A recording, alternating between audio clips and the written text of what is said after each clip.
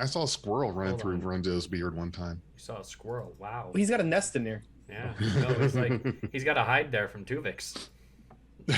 Tuvix is mad. He thinks the squirrel's name is Janeway. Oh, Hey, this is Dag, and you're listening to Beyond Trek Podcast.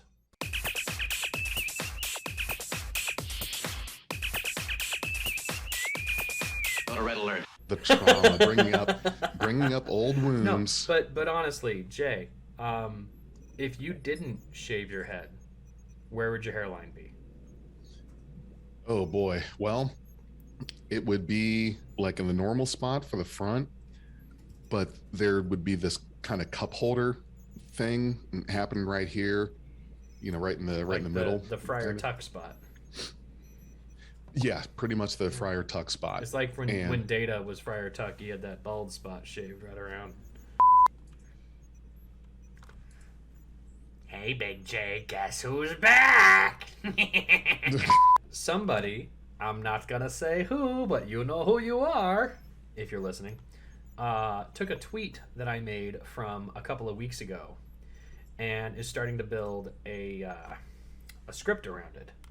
And the tweet was that, like, in the 98 years between First Contact and the founding of the Federation, there could be like a 120-year-old who's seen it all, who lived through the end of World War III, who was there for First Contact, and 50 years later was there to see the last murder, the last person out of poverty, the last case of some really weird disease be healed. Wow. And then No, I'm not so optimistic on that thought for the simple reason of, like, wars tend to cause global aging averages to, like, drop.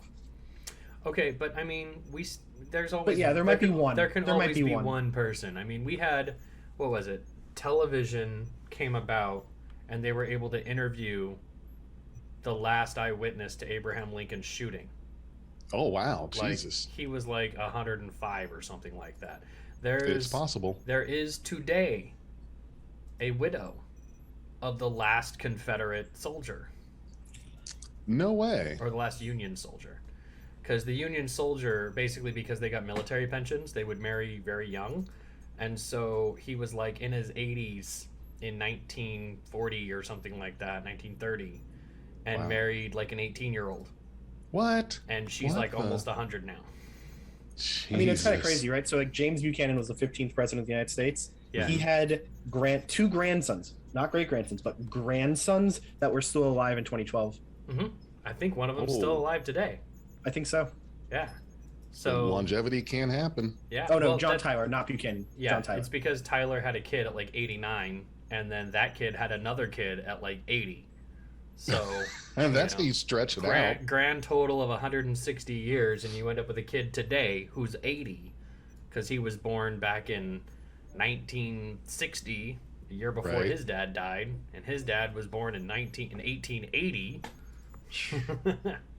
So yeah. So welcome to Beyond Trek Your History podcast. Now apparently Beyond History podcast. Beyond History, before prehistory. I mean, Buchanan and Burnham, they kind of sound alike. We could confuse the two. One of them Sure. started the burn. I don't know what Buchanan did. Sorry. I mean, there It's is a an lie. argument to be made that Burnham and Saru are responsible for the burn entirely. Here's the why. Saru managed to get the Kelpians to leave their dark age on their planet, essentially, right? Right. Empowered by Burnham, right? Right. And the reason why there was a burn was because there were Kelpians not on their planet, traveling in the galaxy. So if they had stayed for another 1,000 years on their planet under the subjugation of the Ba'ul, we wouldn't have had a burn. So Saru did the burn. I mean, Yeah, like the like argument Bush could did be made. 9/11. So I need to I point could see something it. out. Like Yeah. thinking about all of this and like the burn, and I'm like, oh man, they outlawed time travel. How come nobody is warping back around a sun to do time travel?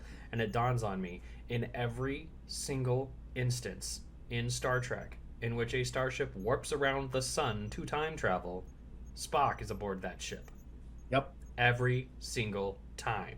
And it's because of his experience at Discovery that he learned the math to do the thing, which is why in the Naked Time, Spock does the time warp, thing to unfreeze, and they end up 3 days before that. The next time they warp around the sun is what's that? Where they want to witness that John Operation Christopher Armageddon or whatever. I think it was Operation Armageddon. No, No, Operation Annihilate. Operation Annihilate was the Denevan flibbity blobbities, and Spock got sick and had to use his third eyelid, and they brightened him up and stuff like that. No, it's they were going after John Christopher on the Saturn probe, and they wanted to research that or something like that. All Our Yesterdays? It's something like that. All Our Yesterdays is the last episode. It's the one with Zarabeth. In any case, the third time they do it, Star Trek IV, the most notable time. And then the fourth time they do it, spoilers for Star Trek Coda Book 3. I'm not going to say anymore. Just, okay, all right. Just I'm still listening to the audiobook. I know where you're going. It happens in that book, and Spock is there for that. So there's your tiny little tidbit. Right. If you thought Coda wasn't for you because it was all this newfangled hipster TNG bullshit, well, there, now you got some TOS love. There's a lot of TOS love in that book. Hey, spoilers! I'm the only one who's allowed to tread the... No, I'm kidding. Well, so tonight we're going to be a little loopy because it is late, and we are dangerous when we do episode reviews on the loopy side. By the way, this is a holographic cigar, so no cancer risk, no secondhand smoke. We're all good. It's a vape. It's not a vape. Do you hear what happens to people who vape? They like get cancer? Nah, dudes who vape are 2.5 times more likely to be infertile. They're also much more likely to tell you that they vape than anything else. I did read that about the... Well, I mean, we've been recording. There's this beautiful spaceship up on the display here. So let's get into the episode then, I guess, right? Yeah. No. Do we know the name of this spaceship? Yeah, the USS Credence. The USS Credence. It's beautiful. I'm feeling like if they took 2 NX class ships and just smashed them together like a sandwich on top of each other. I see where you're coming from. Detach the nacelles. That's where I see where you're coming from. The vibe I was getting was the Kelvin from the from the 2009 Star Trek movie. Sure. With a Soyuz class part on top, and then 4 nacelles that just kind of float on by. Like the Stargazer. Yeah, okay. like a Stargazer arrangement, but they float rather than be attached. The Soyuz, that was Morgan Bateson's ship. Mm-hmm. That's correct. Frasier. Okay, so the name of the episode itself is Choose to Live. It's the 3rd episode in Discovery Season 4. It is, and if you're a big fan of Picard, the name was already a big giveaway. It definitely sets things up. I do like the fact that they're integrating lore from Picard, the Kalat Malat, into Discovery. Yeah. It makes sense. Picard Season 1 did more to flesh out Romulan culture than anything else has ever done. Oh, yeah. So, which was great. I loved how they fleshed that out. Oh, yeah. Yeah, we just didn't have much. So, cool. So, episode starts with the ship that's behind me in orbit of a planet, just doing typical Starfleet things. They show up and they're like, hey, dilithium, no strings attached. Y'all can have it. The same thing that Burnham was doing in the previous episode. And in this case, they were received warmly, and they were about to beam down the dilithium, and when they drop their shields in order to do so, 3 hooded figures appear and essentially try and steal it, and in doing so they kill, I believe, the XO of the ship, a commander. Yes, he was a commander, and I gotta tell you, excuse me, geez, I really like this scene, and here's why. I can't think of any time or anyone, but maybe Benjamin Sisko, when it came to a Starfleet officer whooping ass. Yeah. It was pretty much always, it went like this. Someone invaded a ship, fired 1 phaser blast, did a palm strike to Worf, he's down. Data, who's supposed to be extraordinarily fast, he's still sitting at his station, lollygagging or whatever. There's never been like an actual good fight like this against 3 Quat Malat, sisters, nuns, whatever you call them. And to me, that is what a Starfleet officer should be like. I've always pictured them as, you wouldn't just walk up on a Marine, start a fight, or try to match fisticuffs with one. I thought, okay, you don't have those branches of military and Army, Navy, Air Force, Marines. You've got Starfleet. Why do we have to assume that nobody in Starfleet can fight?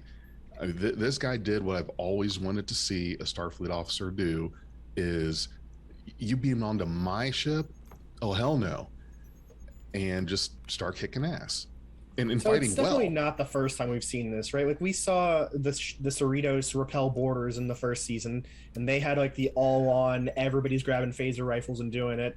We've seen it in like First Contact when they just go down to try and retake the engineering deck, right? Like we see it a few times, right? But Well, the I'm whole talking like more self hand to hand, you know. I don't see that as a difference. I'm kind of with Jay here, though. I thought this was notable for reasons, and I guess the reason is because, like, number one, the last time we got a live action bit of this was almost, exactly 25 years ago. First Contact. If you're really thinking about that too much, we've had Die Hard in Space with the captains, but we haven't had a feature spot on a literal red shirt. In the Cerritos moment that you mentioned. We get some collage moments of the crew fighting back. of the crew fighting back against the Oh. Packlets, but this was a really Nemesis, Riker, and the Viceroy but as well. Riker can't die. Right. This was a literal red shirt who had some awesome training. He gets a feature spot against the Kawat Malat. Like, those dudes are the scary people in this show, and so I actually was very pleased. I'm kind of with Jay I don't on disagree. It was a really great scene. I really liked it. I like the fact that there was a sacrifice scene to it. I just don't think the idea that we should expect Starfleet officers to be like Marines is realistic. They're more scientists than they are anything else. They're diplomats and scientists for the most part. You don't expect your professor at a local university to be ready to throw down in fisticuffs. You don't know that. There's one way Whoa. to find out, and it could go Little too well or close to go home. badly. that. Little too close to home based on the events of like the last year. Yeah. Okay, so we see this neat scene. The Kalat Malat nun even does the whole "please, my friend, choose to live." He still goes to fight back, and she kills him and apologizes, and they beam out with the dilithium that the ship was carrying. Cut to Federation HQ, where President Rilak, President Tarina of Navarre, Vance, and Burnham are all there, like being briefed on what this is what happened. Apparently, it's not the first time; it's the fourth time that a cache has been stolen this way. And this time they have proof that it's a Romulan named Jivini, a citizen of Malat, and a nun in the Kalat Malat, that's begun doing these series of thefts. And why? And they ask that why the dilithium is being given no strings attached. Why steal it? Which Probably for the same reason. Well, they answer it in the episode, but the answer that made more sense to me at the time was just like, well, clearly they think the same thing that those butterfly people did in the previous episode. No strings attached still has strings, right? There's always strings with politicians, and politicians are giving this out, so there must be something. Like just right. a doubt of authority. But that doesn't really make too much sense because the Kalat Malat should assume that you're telling the truth. There's that, and I think I know now, these days, we are built and trained to question anything that's free. Any money, anything. And it's a shame, but it's true.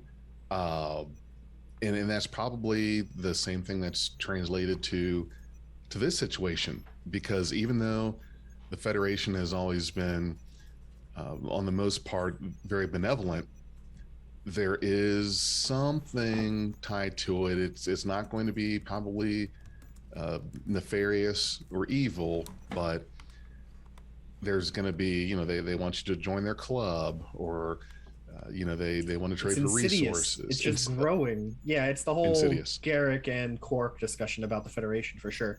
Oh yeah, So yeah, bubbly that's and right. coy. But yeah, so the big issue that they bring up in this is that they still don't have a good connection for motive. Vance clearly says that there isn't one, but the crime is clear, so she must be detained. And here we get this interesting scene where Gabrielle, Burnham's mom, shows up to represent the Kalat Malat in this investigation. So President Rilak insists that they won't pursue Jivini without Navarre's guidance because of the trusted Federation ally. Navarre wants to be involved, so clearly there's politics here. tons of politics. They're trying to get Navarre back in, so They've been negotiating it. They've been negotiating it for months at this point. So it's pretty testy waters, and it makes sense that you're going to defer to the home world of that, or the home government rather, of that person for how to handle things. And which I think would be the standard call anyway, right? Yeah, it makes sense. That's where my heart was. I thought it was very weird that we were fighting so hard to have this person brought to justice on our end, and I'm like, they're a Navarre citizen. Correct. I guess maybe they're committing crimes against the Federation for it, but I think Navarre would have the ultimate authority to say, no, go ahead, or extradite. I would argue it probably depends on where the person is caught, right? So, like, whoever catches her or wherever they're caught is probably what determines who actually has, like, jurisprudence over it. Yeah. But in this case, the Federation is clearly saying, we will waive that even if Yeah. we catch her so that you can make this determination as a sign of, like, goodwill. And that makes sense. It is a matter of trust, I suppose. Do you think it would be, and this is the analogy that I use, and feel free to just say, no, Jay, that analogy sucks, it's stupid. But let's say that there's a future here where the UN just dissolves, our former biggest ally, Britain. We're trying to get them back into the UN. A British soldier comes on to U.S. land, kills a U.S. military officer, escapes back to wherever. Okay, who is the one that gets dibs on the jurisdiction on that? Would it be in this example Britain, because that was the where the person was from that did the killing, or the U.S. because it was on their soil, one of their officers? So it would depend on who catches them, right? So if the United States catches them themselves and manages to rendition them back to the States somehow, then the United States is going to have control over it, right? If they're caught by a third government, let's say they're caught in Brazil by the Brazilian government, then it's going to be a matter of negotiation. Who has the extradition treaty with Brazil, right? Or if it's even more loopy, right? What if they're caught in a government that has no extradition treaties? Then it's immediate negotiations, right? What do you want for this person? Give them to us. The United States will be asking, because it's going to be a trial that the United States would want to hold with their laws on their soil. With few exceptions, that's typically how it goes. Some of the more like sticky exceptions are people who flee to countries. So like Julian Assange is in a Ecuadorian embassy inside of London, even though he's wanted for crimes in Britain, and the United States wants him extradited to the United States for further crimes and investigation, right? So there's like a whole series of messes there. Well, yeah, because he's on Ecuadorian soil. Yeah, an embassy technically is what makes it really complicated. So, but yeah, this case I think is actually a bit more straightforward, right? In the episode, rather. It's a citizen of Navarre commits a murder of a Federation citizen on Federation soil, because it's the Starship, and then escapes. If they're on a neutral planet that has no government, like this one appears to be, it's whoever catches them. Whoever catches them and chooses to do it. The way I took it in this episode, though, was not so much who catches them. It's the fact that... Uh-oh. I'm still here. Yep, me too. But I'm not sure Big J is. Jay's stuck in a time warp. It's just a jump to the left. And a step to the right. Let's do the time warp again. Yeah, okay. We'll have to cut this mess. No, I think that was actually a pretty good discussion of like jurisdiction, but at the same time, what we're seeing here is analogous to when all of the pursuing countries' police officers say, all right, we're all going to go after this person, and this organization gets to decide what to do with them. Yeah, but I would argue that there's no like pressure to force the Federation to do so other than their goodwill. It's an act of goodwill, which is cool. Yeah.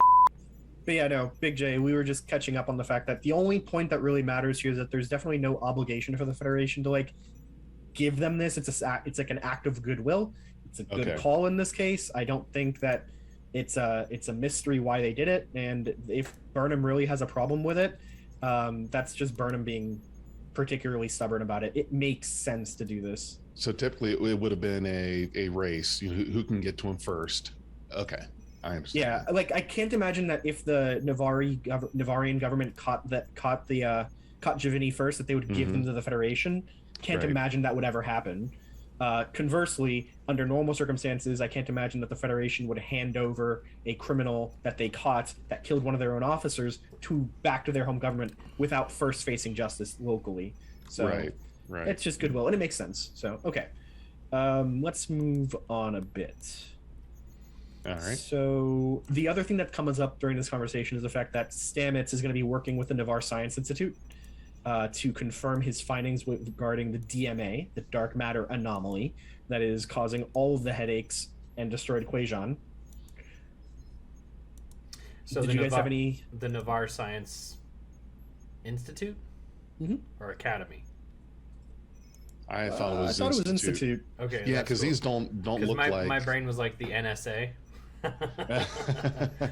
They don't look no. like Academy level. That's a different organization. Yeah. The Navarre Science Academy. I am the concerned. Yeah, so it makes sense that Stamets is going to work with some of the best scientists in Navarre Science Institute and work with them because he's got a bunch of data that he's not quite sure how to interpret. And his theory. The DMA. Yeah. Yeah. Yeah, his theory doesn't seem to work based on just the lack of one article, which we'll get to later in the episode. And then we get another analysis from Gabrielle, Burnham's mom, about her thoughts and as to why Giovanni would do this. Her belief is that Giovanni is acting as a Kalan Kai, I believe is how they say it. It's the acting in service of a lost cause thing that we saw in Picard. Yes. Yeah, that was what Elrond was doing. Legolas, but not Legolas. Space Legolas. Isn't that what we were calling him? Sure. Elnor. Yeah. Elnor. Yeah. We were calling him Space Space Legolas. They really didn't do a whole lot for that name. Elrond, Elnor, like, come on. Yeah, right. See, they could have done more.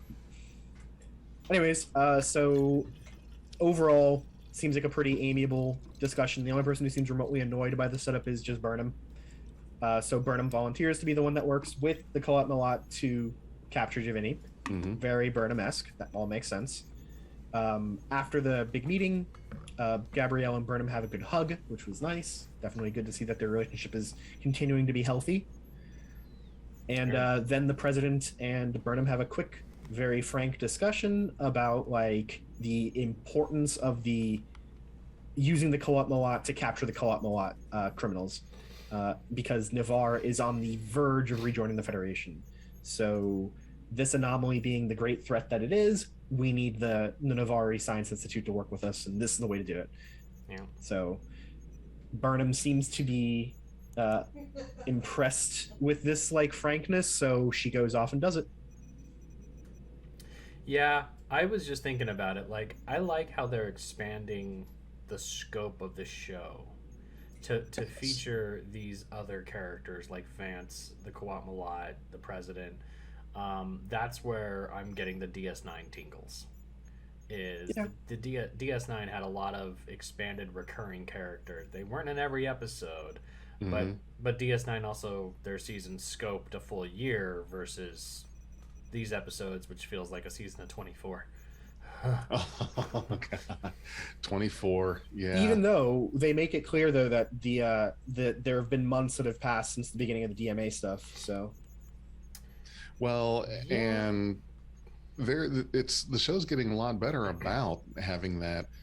Like there's this underlying thing happening, this kind of main season-long arc, if you will, but it's not the focus on every single episode. Like it's back there, it's there, but it's not actively sitting in front of this anomaly every episode, scanning it, trying to figure out this and that. We're also involving the politics, getting the Federation built back up, and having this anomaly play a part. It's like a character in this season, and how it's affecting, I guess that we would call it the A plot of the episode, is not the anomaly per se. The anomaly is, what would you call it when you know it's out there? It's the background. It's the it's C the in this focus. case, I The think. C plot. Yeah. Yeah. If any, it might even be, yeah, it's the C in this episode. I mean- So our A plot is Giovanni, our B plot is Tilly and her trying to get out of her comfort zone, and then the Yes. C is the DMA with Stamets and Book. So I would say the C plot is Stamets and Book's investigation, but this is the DMA arc, like the Dominion Yeah. War arc. There Yeah. were the individual episodes, and nobody says that In the Pale Moonlight is the Dominion War C plot. In the Pale Moonlight is that episode, and the A plot is Cisco tries to get the Romulans into the war by doing whatever he does. But this is the arc of the season, the DMA. That's fair. That's a good way to look at it too. I don't disagree at all. And Okay, I wanted to comment there again. Like, this almost. I was thinking about that 24 reference that I made earlier. This almost feels like a fusion of where DS9 was with its whole year kind of arc thing, and what Enterprise was leaning towards when it was canceled. In that they did have these micro arcs. You had the augments, and you had the Andorian thing, and you had the Kirshara, and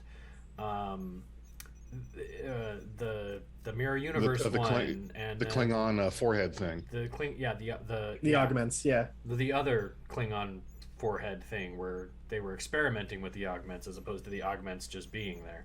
Right. And then there was Terra Nova. Was that what it was? Terra Nova. Let me look The it one up. with like Colonel Green's heir. Oh, being yeah. Like, Oh, we're gonna yeah. burn Mars or something like I that. think it was Terra Nova. But point being that Terra something. that we're getting these 11 to 13 episode seasons that have this comprehensive arc, and then each episode has A, B, possibly C plots that kind of work to carry it forward. And that's definitely feeling more like a fusion of the DS9 26 episode arc and the Enterprise 2 to 3 episode cohesive plots. Yes. Yeah, I think And that it works well this way. Terra Prime, that's what it was. Oh, jeez. Yeah, Terra Nova was I a was off crappy on both. ABC show about sending people back in time to dinosaur era. That was a really shitty show. Oh, yeah. But it was. the guy who From played Avatar. yeah, he's a really cool guy. I wanted him to be Cable in the Deadpool movie. That would have worked. He's got that. He's got the face for it for sure. But no, anyways, I think that this is a good way to handle it. I think doing these season-long arcs is great. It lets us actually get some character development, some standalone episodes too. This episode is very self-contained. There's a mystery. There's a murder. Who did it? How do we catch them? Why do they do it? Right? Like, that is the questions of the episode, and they're all answered by the end of the episode. So, yeah. All right. So our next scene is in the mess hall, where we've got Tilly walking up to Saru, who's already sitting there looking like he's basically done eating. And she despises what she's eating, and she's having macaroni and cheese. So the girl doesn't like macaroni and cheese. I am disappointed. How do you not like macaroni and cheese? I don't know. Literally had macaroni and cheese for dinner, and I'm going to tell did? you, it was not great. Really? Like, I love macaroni and cheese, but I had to spruce this up.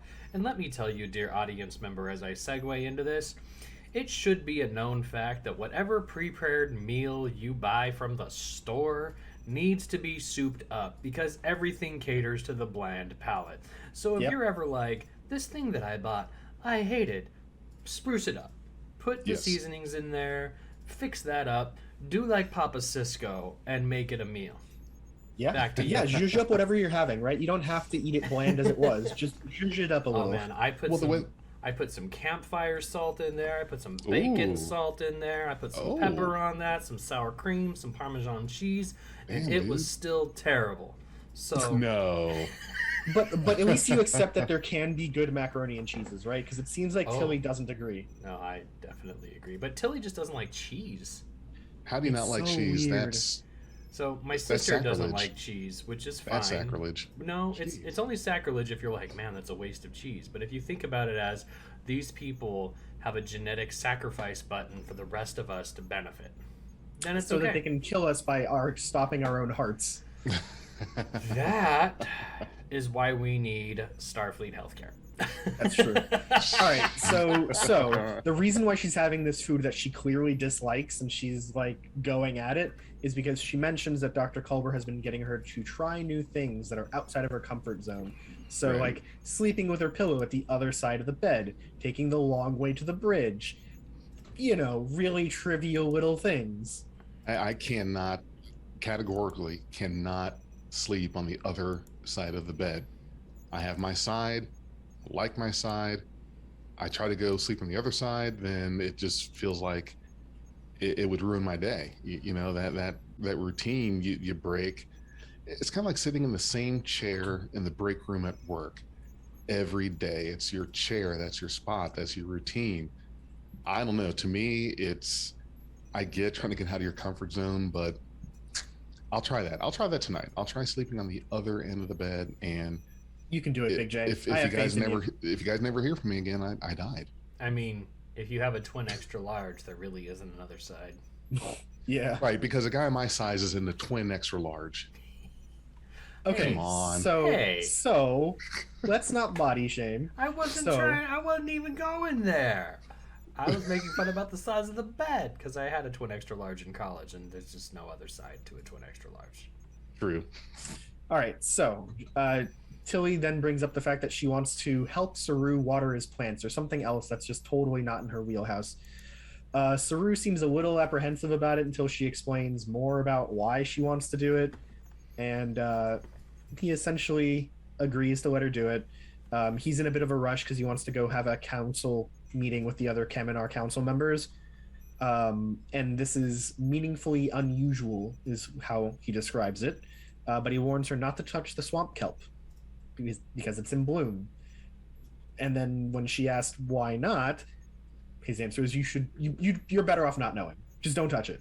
Very ominous. I like that. Very ominous. It's a mystery. All right. I'm getting like vibes from that species that budded on DS9. Can't remember what the character's name was. Vilix Pran or something like that. They were from an avian species. Oh, They yeah. budded.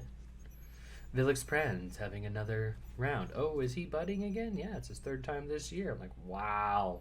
It actually reminded me a lot of an episode in Farscape where Zahn, she's a plant and she's one of the main cast members. She buds as well, and the pot or the spores that she puts out into the air drives everybody else kind of crazy. Yeah. Wait, is she like So- the blue one with like the Yes. textured skin?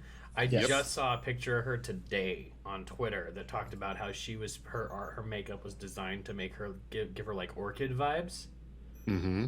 Yeah. That's cool. And her name is Zahn, which was the name of Yes. the Vulcan character that was supposed to take over for Spock in Star Trek Phase 2. Just full Yep. circles all the way down.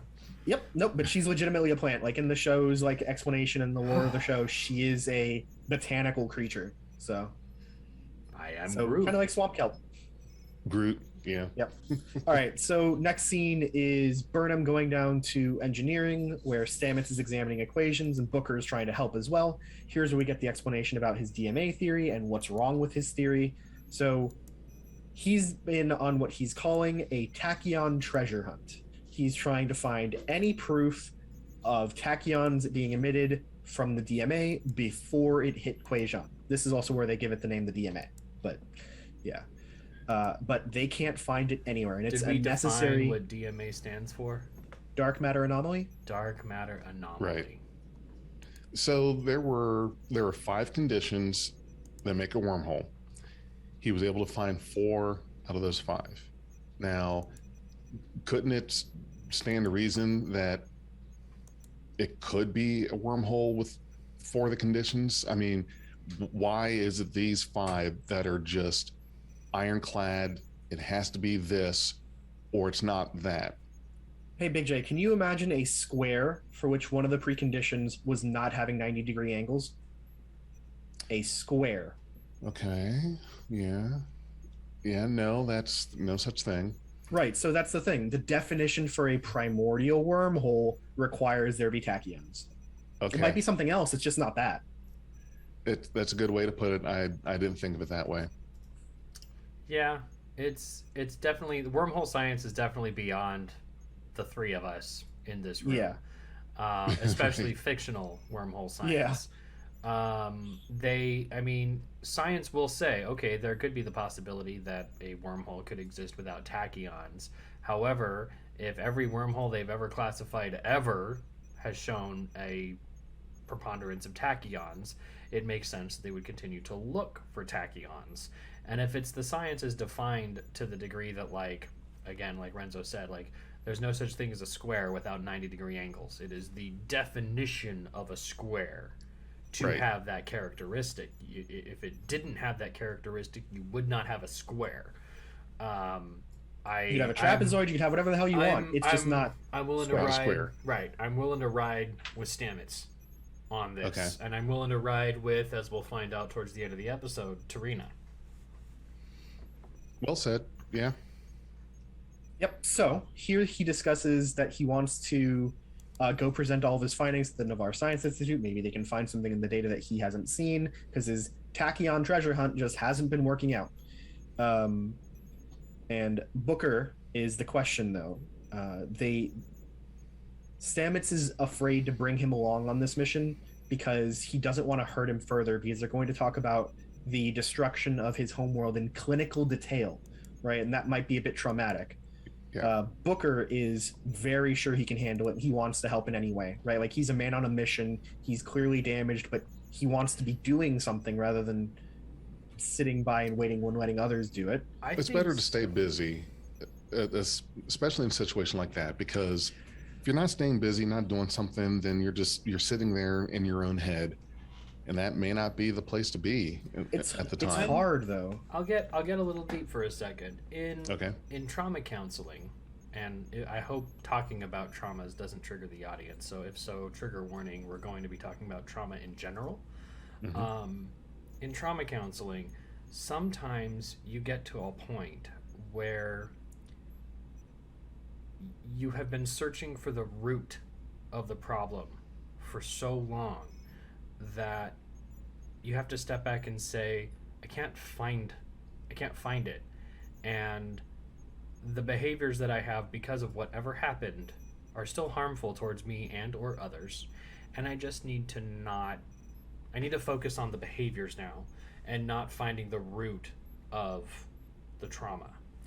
And Booker may be in this situation where he's like, if I find out what the DMA is and I can resolve or end or destroy or make sense of the reason why my homeworld and my brother and my nephew were killed, I can find peace. I can find closure. So his actions to me in this episode feel very much like somebody who is searching for that closure. Now, I don't know what we're going to do by the end of the season, if he finds the closure and can move forward, or if he has to say, I can't find the closure, but I still need to make peace with the behaviors that I've adopted, the coping skills, the defense mechanisms that have kicked in from this major trauma.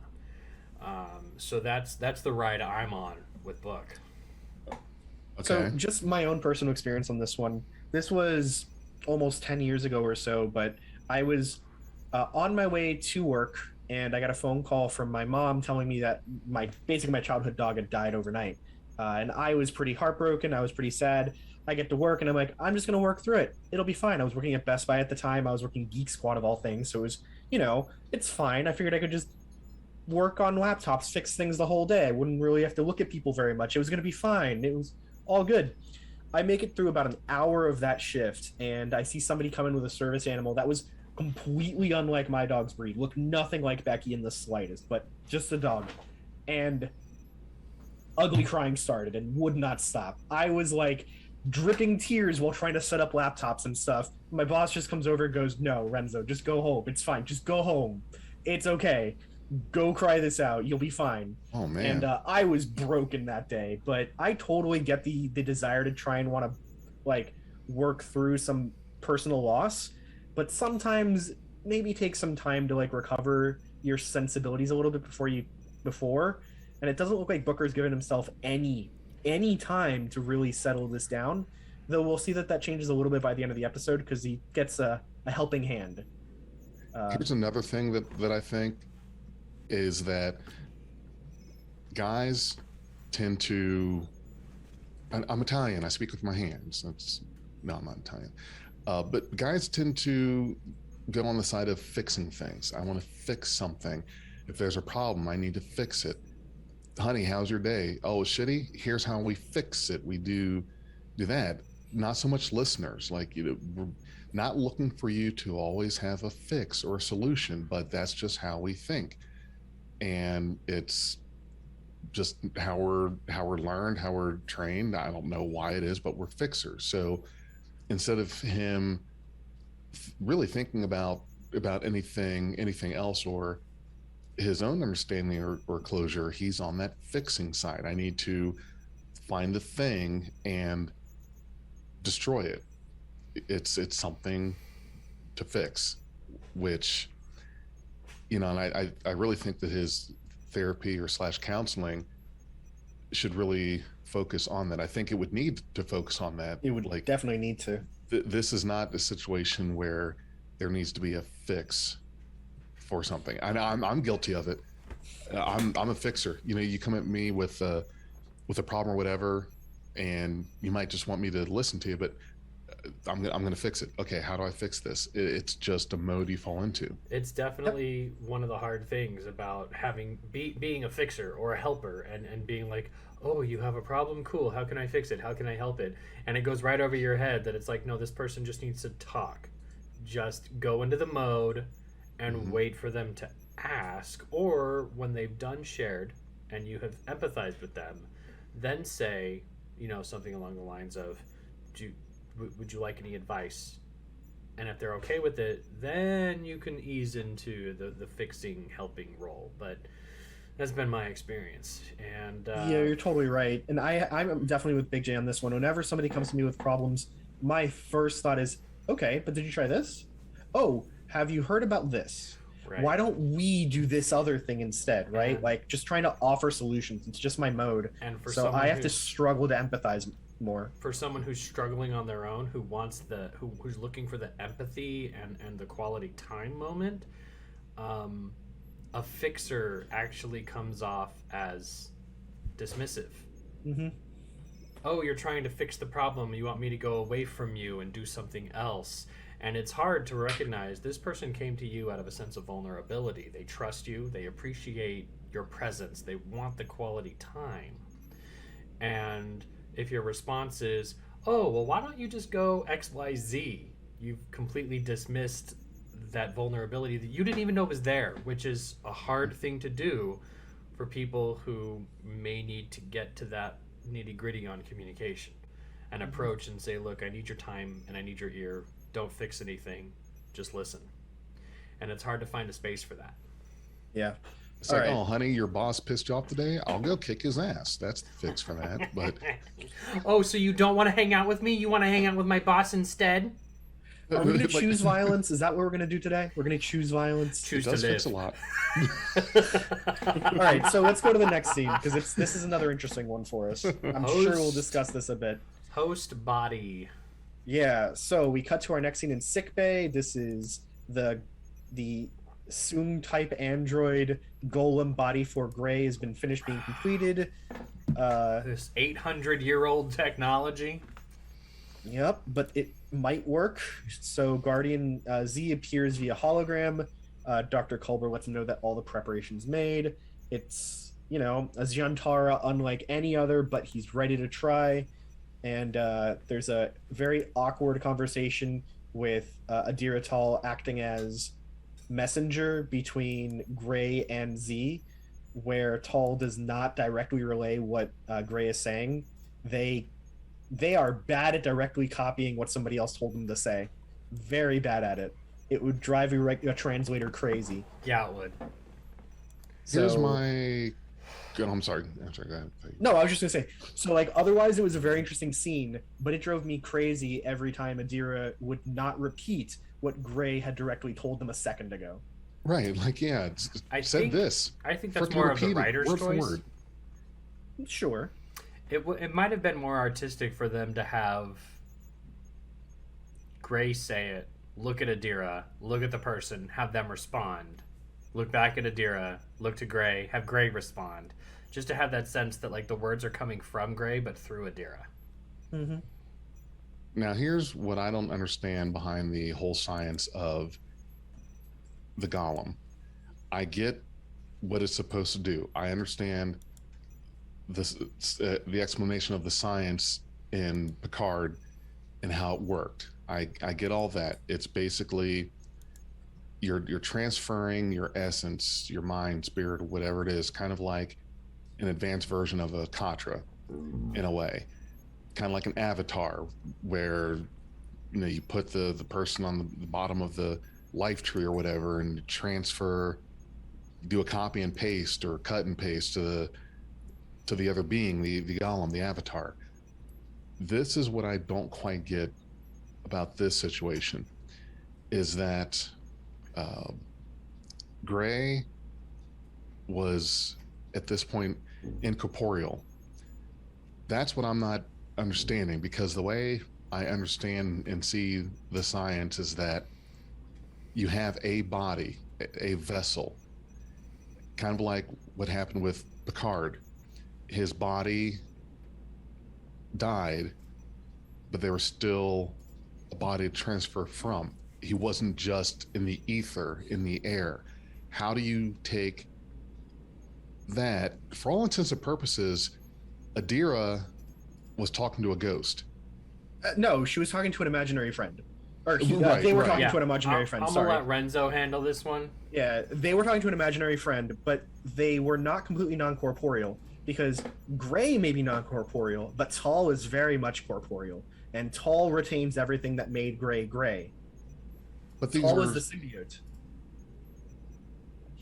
okay. So it was the copying done was coming from the symbiote, not Right. just Jay, Not from the just air. Adira's brain. Yeah, exactly. Jay, do you remember the DS9 episode Facets where Dax has her Jantara and they transfer the essences of those hosts to the other people?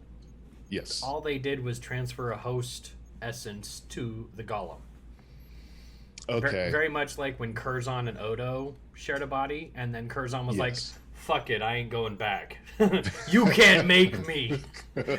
And by golly, if they had done a season with Curzon Odo, man, that would have been rad. That would have been great. Yeah, I'm not And leaving. just I can turn into a pack of cigarettes. Have the end of that arc where it's just Curzon's like, yeah, no, I'm out.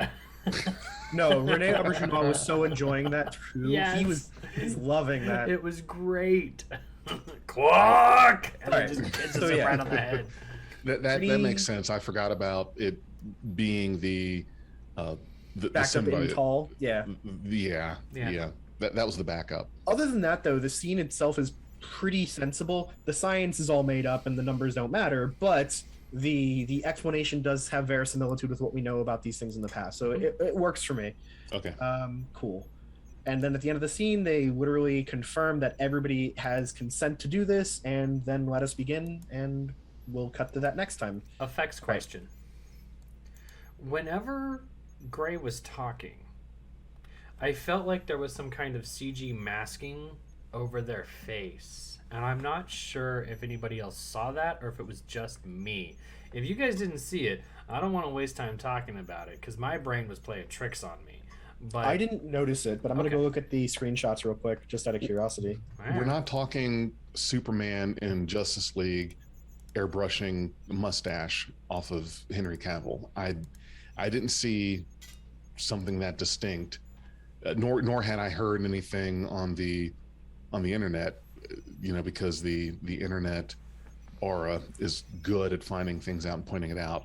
I hadn't heard a single thing. For Adira's About face that. or for Gray's face? Gray's face. And it may not be the screenshot may not be able to do it too much justice because there's only one screenshot. It's on the board for the audience customer. Gosh, I work too much. It's for the audience to see. It's a nice smile, great smile. It just felt in the movement of thing, it felt like there was sort of a blurred mask over the talking space. And I don't know if that was just me or not, but I definitely didn't get it, but any I don't know. case, it was really cool to see two moments in Trek history fuse in this way, to have the Jantara and the Golem. That's cool. Yep. Whoever was in the writing room gets like an A for that thought. It'd be like, well, if you could take an essence and put it in a human, you could take an essence and put it in a golem. Okay. Yeah, that's just a new kind of android at this point. Now just Right. wait till like Gray's like supercharged, like running through walls and like picking people up and hurling them across and stuff like that. Well, no, they can tweak. Supposedly, they tweaked it so that that the body is gonna age normally, and they should have all the normal trill, frailty, and weaknesses. That's So true. They do That's highway robbery right there. If you put me in something like that and you nerf me, oh my, yeah, that's listen. Jay- At that point, my life becomes: how do I hack this thing? How do I hack myself so that I get the superpowers back? Jay, you are a 6'5" former all-star. football player. Right, but Lineman. Lineman. Lineman? Former, Yes, former lineman. all-star lineman. Like, I can Google you and find articles about you in this. I encourage the audience to do it. But still, like, if they put you in a golem body and then nerfed you back to your normal body, you'd still be, like, +2 everybody else. So... +2 to all we'd stats. you have to be nerfed just so the rest of us have a chance. Okay. +1 to Dag there. Okay. All right. So our next scene is pretty sweet. It's Burnham walking through the decks with Saru, explaining the whole mission, which he dubs it as difficult. Burnham wants to bring along a tactical officer and is thinking like Saru's going to give them a recommendation for who to bring along. And Saru goes, you know what? Take Tilly. Tilly wants to learn to do new things. And, Burnham kind of rebuffs the idea a little bit. Because Tilly who? No, Tilly's tactical abilities are not really her shtick, but okay. And so it works out just fine because Saru notes very accurately that the Co-op Malat are skilled combatants and can definitely make up for anything the two of you don't know.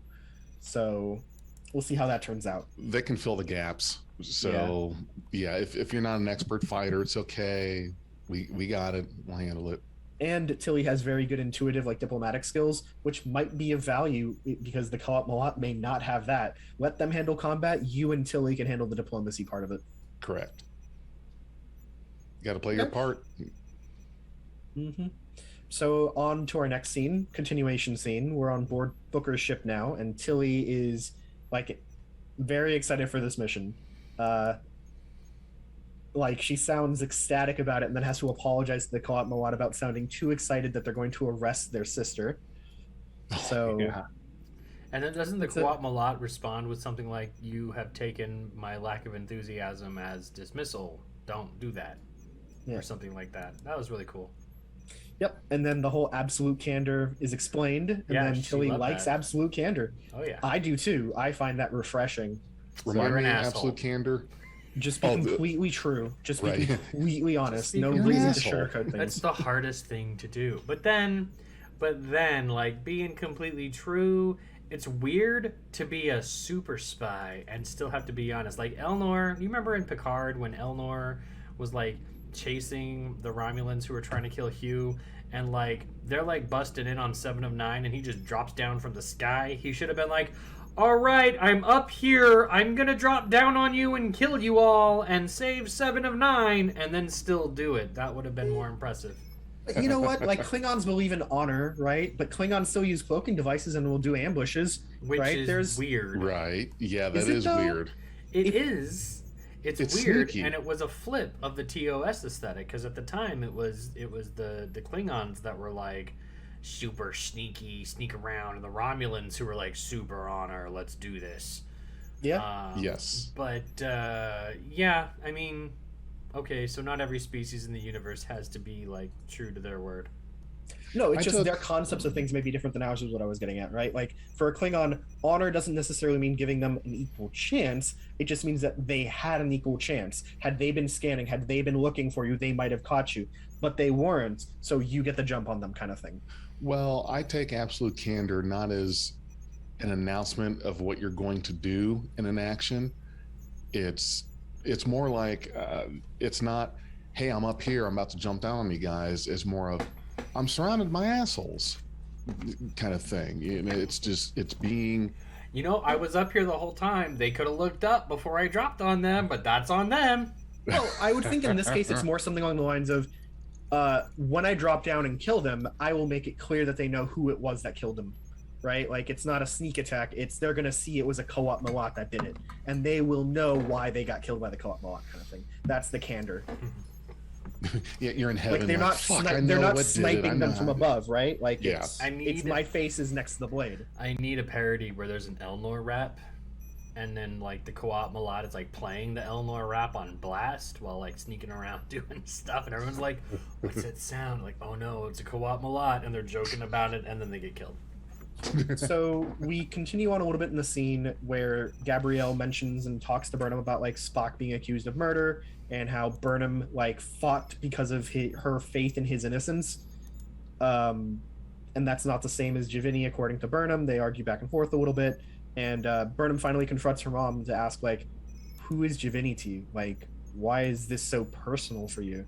And that's when we found out that Giovanni was the co-op Malat person who had found Gabrielle when she first arrived in the future, and then nursed her back to health, introduced her to the co-op Malat ways, got her involved in this whole culture, was her mentor in many ways.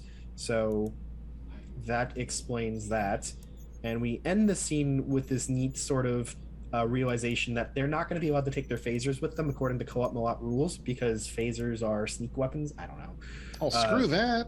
So they all get swords, and Tilly does not seem super stoked about like fighting with a sword, but she's willing to give it a try out of her comfort zone. Now wait a minute, that's where I have the problem. Okay, you guys have your methods of doing things, your absolute candor, your way, but you want me to take a knife with me? Why can I not take my phaser? I don't get it. I think that's where I would draw the line in the sand. I'm not a swordsman. You can't expect me to go into a situation. You to. Well, they want you to not have a fighting chance. They want you to go ahead and take that chance to die when you have no training. Remember, the co-op Malat are all about hopeless causes. They don't give a shit if you don't think there's a likelihood that they're going to win. They're going in. They don't care if it's a hopeless cause. They're going to do it, or they're going to try. But also, I'm not co-op Malat. I'm not all big about hopeless cause. But let me take my frickin' But this mission goes on co-op Malat rules. Oh my goodness. I feel it necessary to point out that even though Tilly has been the underdog of the characters in Star Trek Discovery this whole time, she still has more combat training than all three of us. For sure. I'm not going to lie about that. Like, she probably actually knows how to do some stuff with a sword, whereas the rest of us were, like, making memes about, I studied the blade. And that's about as much as our Bushido Jitsu gets into. Excuse me. Now listen. I did martial arts for many, many years. I even got a black belt, so I do know a little bit. With swords? No. I don't have these swords. Listen up here. We've done enough of our share of lightsaber fighting in the yard or at the toy store. I'm just saying, you got your lightsaber. Wrong podcast, guys. Beyond Star Wars. We do. It's at this point, it's like pretty much beyond everything podcast. Beyond sanity, for sure. Beyond sanity. All right, so scene While ends you were studying with your lightsabers, I was studying the blade. Oh my god. Mall ninja. Scene ends with Mall Gabrielle getting her way, and they all agree to take swords. And they drop out of warp near some barren ass moon. Fine. You can have your swords. So they. Yeah, I'll leave it alone. I just think knowingly letting someone go into a hostile situation with a weapon they haven't had any training with is just stupid. Yes, but that doesn't mean it's not the rules of the co-op Malat, right? That's why I pull my hair out. That's why I don't have any hair. There was a tracking chip inside of the dilithium that was stolen off the Cretans. Yes, because they knew this stuff was going on, so they had a bug. They had a tracker.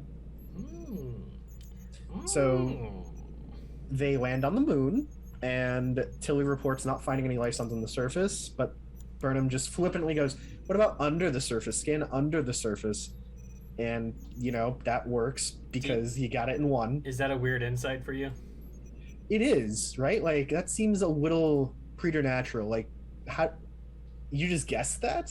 Like, well, what? I mean, let's do the dissolution of logic for a second there. If we know the tracker is here and we can't find it on the surface, then the next logical course, even kind of bizarre, under the surface. Not mine. My next step would have been, so they're cloaked somewhere on the surface. They have a cloaked base because we're dealing with the Co-op Mawat, which is a Romulan organization, so I assume cloaks. Right. That part didn't make it into the log, hence not in TV. All right, but you see my point though, right? Like, there are other things you could guess, right? Like, how are they shielding it from detection? How are they shielding their life signs? Like, I don't know. Guessing straight away that it's underground it seems like a jump. Wait a minute. Did I miss something, or we haven't seen any instance in third season or now in the fourth season of cloaking technology used in this century at this time? Book's ship was cloaked, and Osiris' ship was cloaked, and the Discovery can now cloak because the those 2311 Treaty of Algernon is no longer a thing. Everybody can cloak now. We're free. Cloaking seems super common. Free of the Treaty of Algernon. Yeah, how to forget about Booker ship, that Orion ship. Well, Discovery, because they don't freaking use it. So I mean, when Tilly haven't had a mission that's needed it yet. When Tilly was in command, and Osira was like going there, and Tilly was like, "No, this isn't going to happen." They cloaked, and then Osiris' ship immediately cloaked. So we're cool on cloaking, and we have escaped the limitation of that Roddenberryan firmament. Gene Roddenberry was the one who said the Starfleet won't do that. They don't play that game. Cloaking is sneaky. Right. But now cloaking is just cool, and it was an obvious tactical advantage that we really should have had that I think Admiral Pressman pointed out really well in the Pegasus TNG. Well, that's always been my beef is what in the hell happened during the negotiating for the treaty during the Treaty of Algernon that said there's nothing canon about it. If you go to I know beta canon, though, there is. I mean, I just why would, as the Federation, what would be on the table that would make you peace. I mean, honestly, I'm not going to lie. I don't know what the details are. They're not canon. There's a lot of speculation online if you're willing to look about it. A lot of head canon, a lot of fan canon, a lot of fan works on what goes into the Treaty of Algernon. It was signed in 2311 after something really bad happened. A lot of people died. Some of this is even based on like Elcar's displays from TNG's remastered edition. But the ultimate thing is that Starfleet said, we won't develop cloaking tech, and the Romulans said, we're going to go hide in our little corner of the galaxy. Even though that, Jay, think of it this way, right? Let's say we're talking about like submarines, right? You know essentially how submarines work, right? Submarines are very hard to find, right? Yes. They are quiet, but they still have to propulse themselves somehow, right? So they have to have a spinning thing, or they have to be pushing water somehow, right? So even if they're quiet and even if they're stealthy, like a cloaked ship, there are still always signs to track. And it's always a game of cat and mouse. Can you make a quieter submarine than the best microphones or hydrophones that'll hear you? It's always a back and forth. You make a better hydrophone, they make a better propulsion system, right? And back and forth. It's like the cloaking device is not an I win button up until the Scimitar, which had the perfect cloak. But I'm sure that, 5 years later, somebody figured out a way to beat the perfect cloak of the Scimitar. Right. Even for the Defiant, like residual tachyons, you put up a tachyon detection grid like they did in Redemption, and the Defiant wouldn't be able to fly through that. But the Dominion was able to find it no problem. Remember, with their anti-proton, they were able to sweeps? They were able to beam through shields and transport to who knows where. Yeah. Season 2 finale of Star Trek DS9 really made the Dominion super scary, and then they nerfed that a little bit, but they were still super scary. It's just they couldn't beam through shields and they couldn't teleport anywhere in the universe anymore. Point though, Big J, is just that the cloaking device is a tactical advantage, but it's not insurmountable, and it's only a temporary one. Every time you make a better cloak, your enemy is going to make a better sensor. Right. So it's only a temporary benefit usually. It's almost like natural selection, where squirrels have the benefit of camouflage and speed, so if they can move faster than their predator can see them, then they lived for the other day. But the predators will always be having the one that's like, oh, my eyesight is better. I can actually see you. So the squirrels you can't see get away. The squirrels you can see are lunch. And it's just that recursive cycle of enemy powers finding better ways to hide and seek. But It's called cat and mouse. So here's the problem that I have with Renzo, with how you worded that is, well, we won't use cloaking technology because someone's just going to find a way to be able to see it. Throughout history, there's always been that advancement, knowing that someone's going to find a better way and a better defense. So you don't not invent bow and arrow or the cannons or the muskets or the guns or the more body armor. It's not based on, well, what's the point of making this or advancing because someone's just going to, they get semi-automatics, we get automatics. I have an idea about that. You're wrong. Bullet-piercing hold on. bullets, but You're wrong though, right? Like, we make treaties on Earth with country-to-country things to not develop certain kinds of weapons for the last 100 years, right? So there were strategic arms limitation treaties, there were strategic nuclear arms reduction treaties. All these kinds of treaties were basically, don't make this kind of missile, don't develop this kind of missile, done. Both sides agree, neither side does it, right? So this is a little bit different. Go on. Have we agreed in any of these treaties that an obvious tactical advantage that the U.S. knew or could do that we said, okay, well, we're not going to do it. Yeah, absolutely. What? Biological Really? weapons. Yeah, biological weapons, chemical weapons, the IRBM treaty, for example. All of these things are things that we were really good at, and we stopped doing them because it's like too much. Could you? But others are doing it. Could you explain to the audience what the IRBM treaty is? Sure. So it's the intermediate range ballistic missile treaty. So the United States had many places where it could put not intercontinental, but intermediate range. So like a couple countries over kind of range that would target the Soviet Union. The Soviet Union had nothing equivalently close to target the United States. They didn't have anything up until the Cuban Missile Crisis, right? When the Cuban Missile Crisis scared the living shit out of everyone because of the near annihilation of all human life, both sides came to the table and were like, okay, we won't put missiles in Turkey. We won't put missiles in West Germany. You don't put missiles in Cuba. Deal? Deal.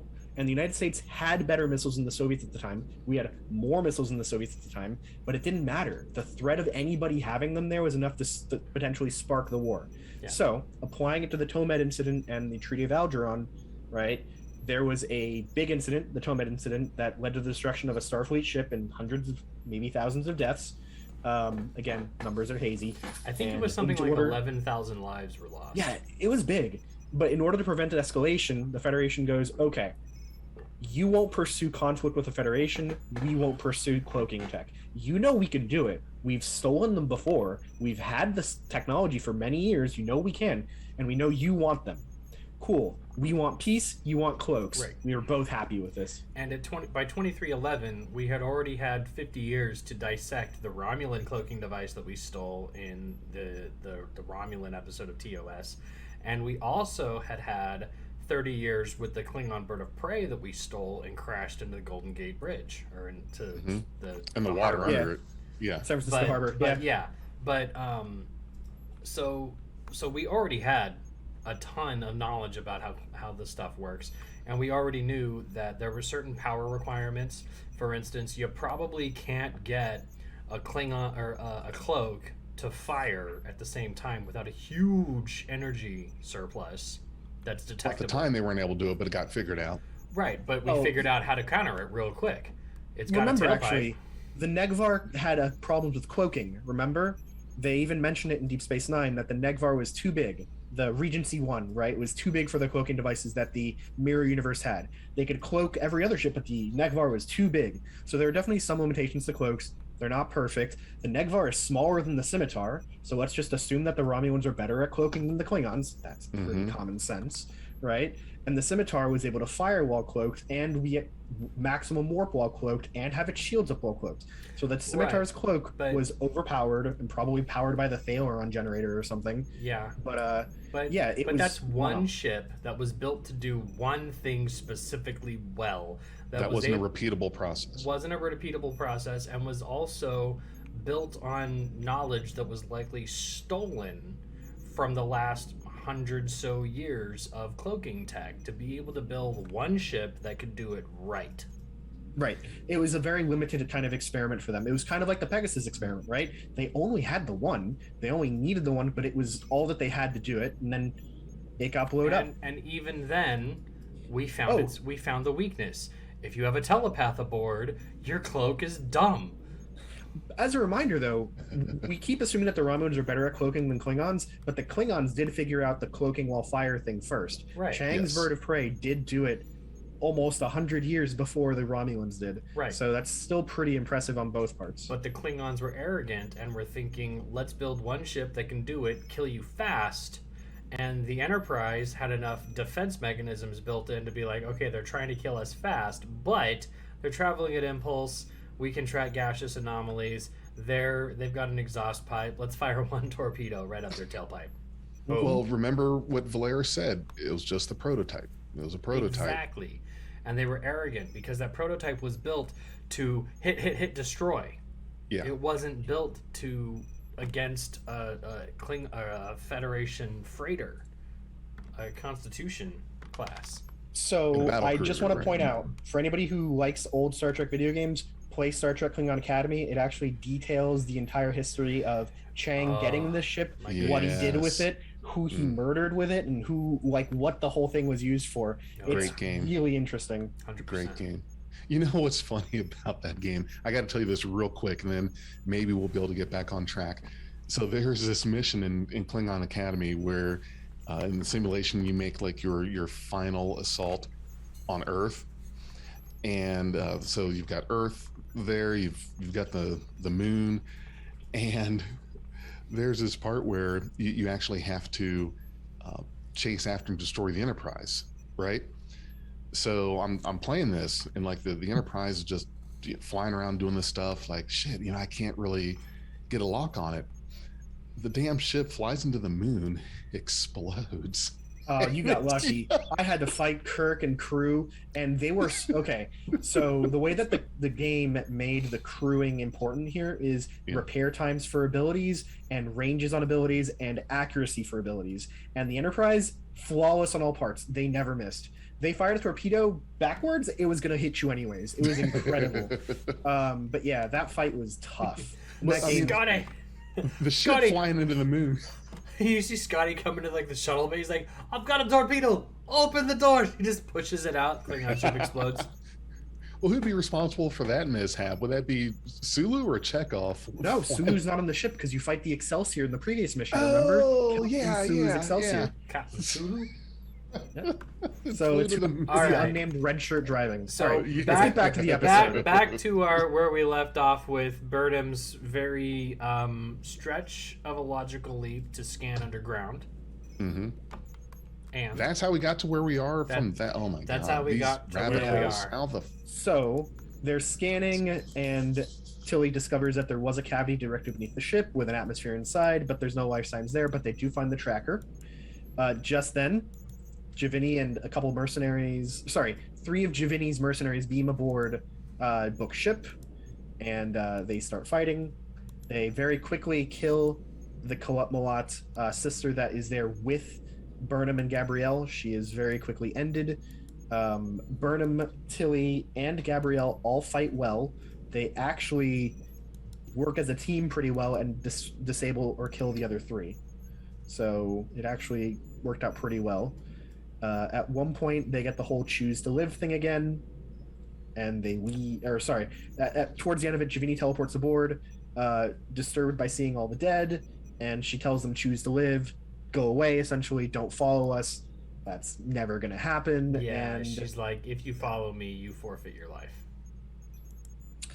But we know that they're going to follow, so no surprise. That would be a really boring episode if they did. It's what they then do. We just have to see Stamets waiting around on Vulcan while some NSI guys are like, let's meditate. Okay, so our next scene is back in Discovery sickbay. This is probably our D plot or our C plot for the episode. It's the transfer of Gray into the golem body. Yep.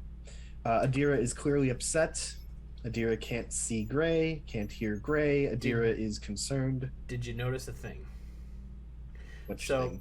So the blanket that Adira is draped in has the Trill language in gold lame trimmed on it. That's the Trill language specifically. Interesting thing is in Lower Decks when they have characters that have the blankets on them. If you remember the episode of the last season of Lower Decks where they were left out in the cold for like a few hours and the Cerritos beamed them back up into sickbay. Yes. They had white blankets with gold trim. Oh. So neat. I'm just pointing that part out. The distinction here is that this has the Trill language on it.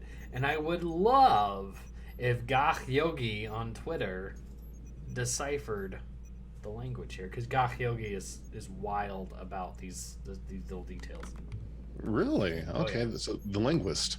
I would love to get Gach Yogi on a show, but he's very much not interested. Gotcha. Anyways, Culber tells Adira to stop worrying and just give it time. And they both leave sickbay, and Adira reluctantly follows away, and just, give it time. And Dr. Pollard is mentioned once again, which is nice, reminding us that she exists. Yay. So there's still a second doctor on the ship. Yeah.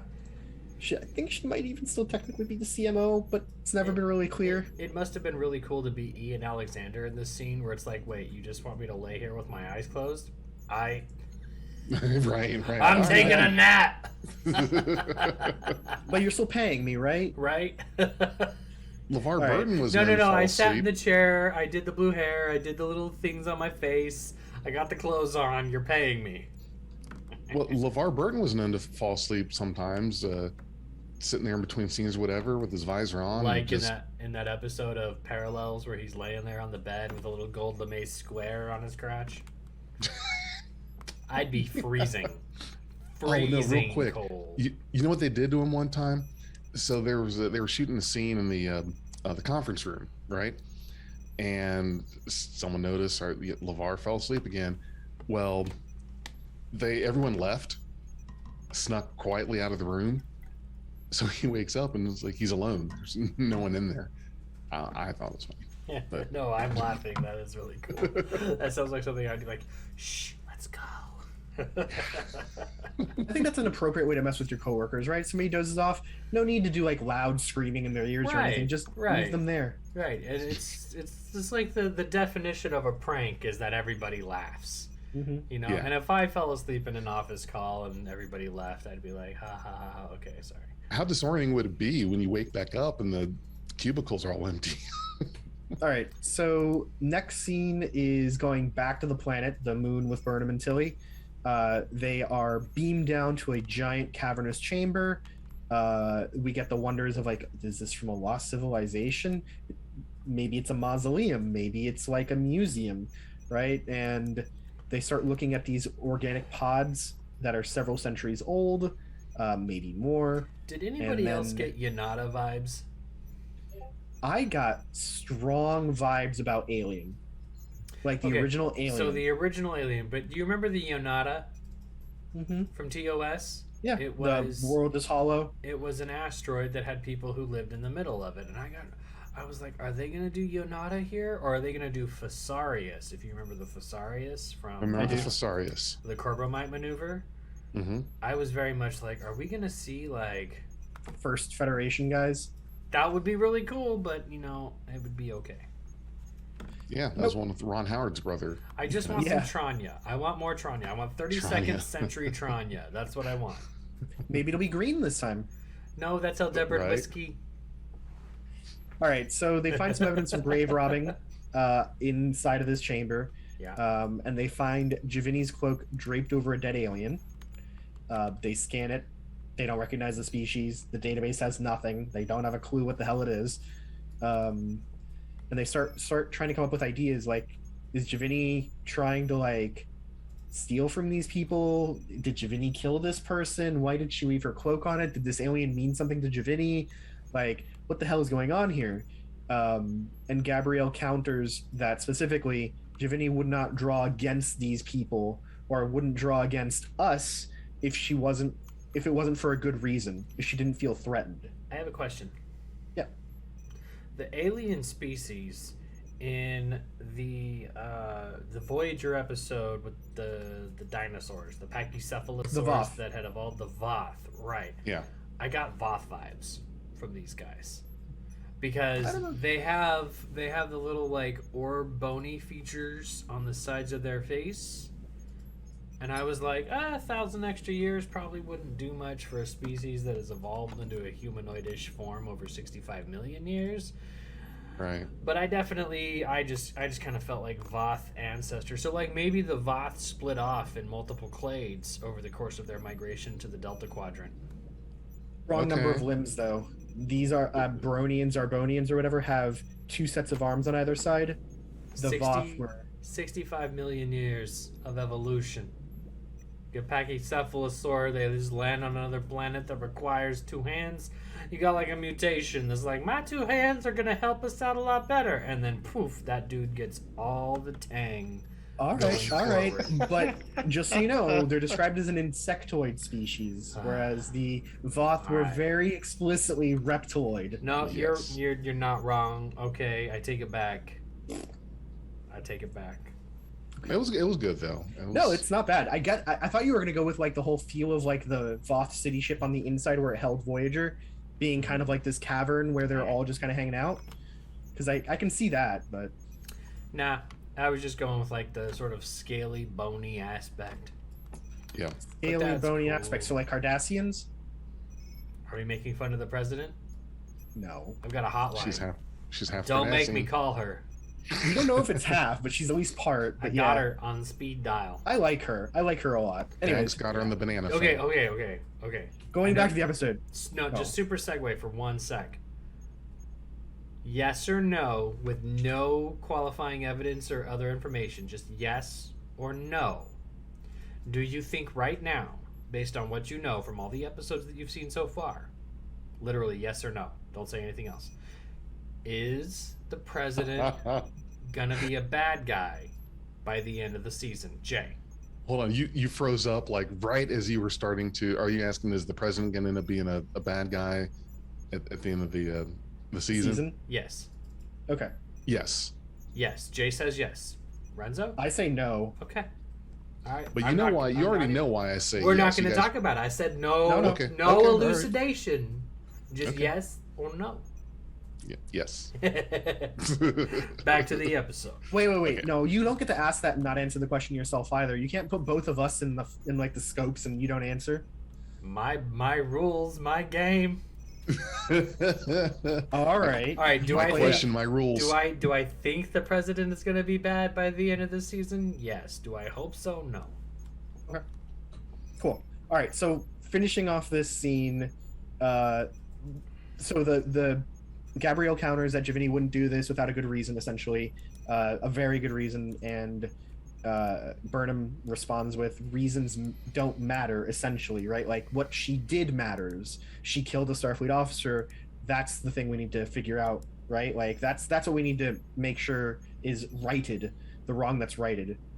That's very not understanding of Michael. Yeah, I grant that. Well, but what is there to Mike- understand when you kill someone? I don't know. She gave Spock the benefit of the doubt for like a whole season. But Spock was her brother. That's a lot different Right, than and this is her some- ma. And Spock Well- worked to get these people back together. Yes, but she didn't have the relationship with her mother that she had with Spock. Her mother That's is pretty true. much gone. You know. But she didn't have a good relationship with Spock either. Let's be real, right? Like they did not get along at all. Well, not getting along is different from being Absent present parent. and being absolutely like not present at all. I don't know. I I just just- kind of felt that like Burnham has given the benefit of the doubt to a lot of people, But this Yeah. person is legitimately guilty, and we're not even going to think about it. Yeah. Well, and It's a the little other thing, outside of Burnham's character. Just sort of like that logical leap of, let's scan under us. So this is where Tilly realizes that the dilithium tracker is right above them, and that that somehow the dilithium itself is active.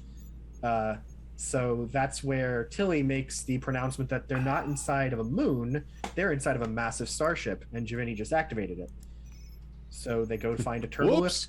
They go find the turbolift, which is just built into the floor, rather than climb up the sides and just ride it on up. It's nice that the turbo lift is also 32nd century tech. Yeah, it's like a dumbwaiter. It's like every time we encounter an ancient civilization, they always have just our level of technology.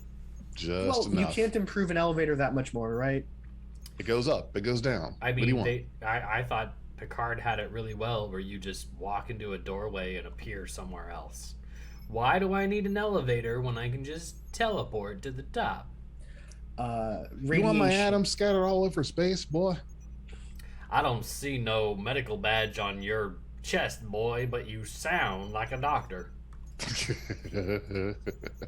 Okay, so cut back to Navarre. Here we have Stamets explaining the data recovered about the DMA to the Navarre Science Council, how it caused gravitational instability within 12 AU, the descriptions of the four prerequisites for a primordial wormhole that it does meet, but nobody can find any tachyon, so his theory's wrong.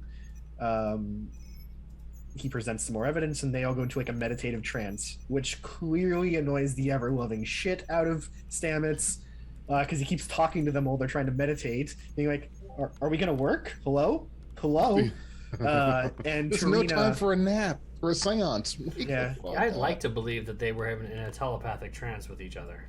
I would assume so. That was my I guess. thought that was super cool. Like, that is the coolest way to collaborate. And I feel bad that they couldn't have somebody like mind meld with Stamets. He could VPN in, right? They could have VPN'd him Right, in. just VPN Stamets in. VPN. Put them on the virtual- Teams chat. A Don't leave them virtual. hanging. I need a virtual private neurology.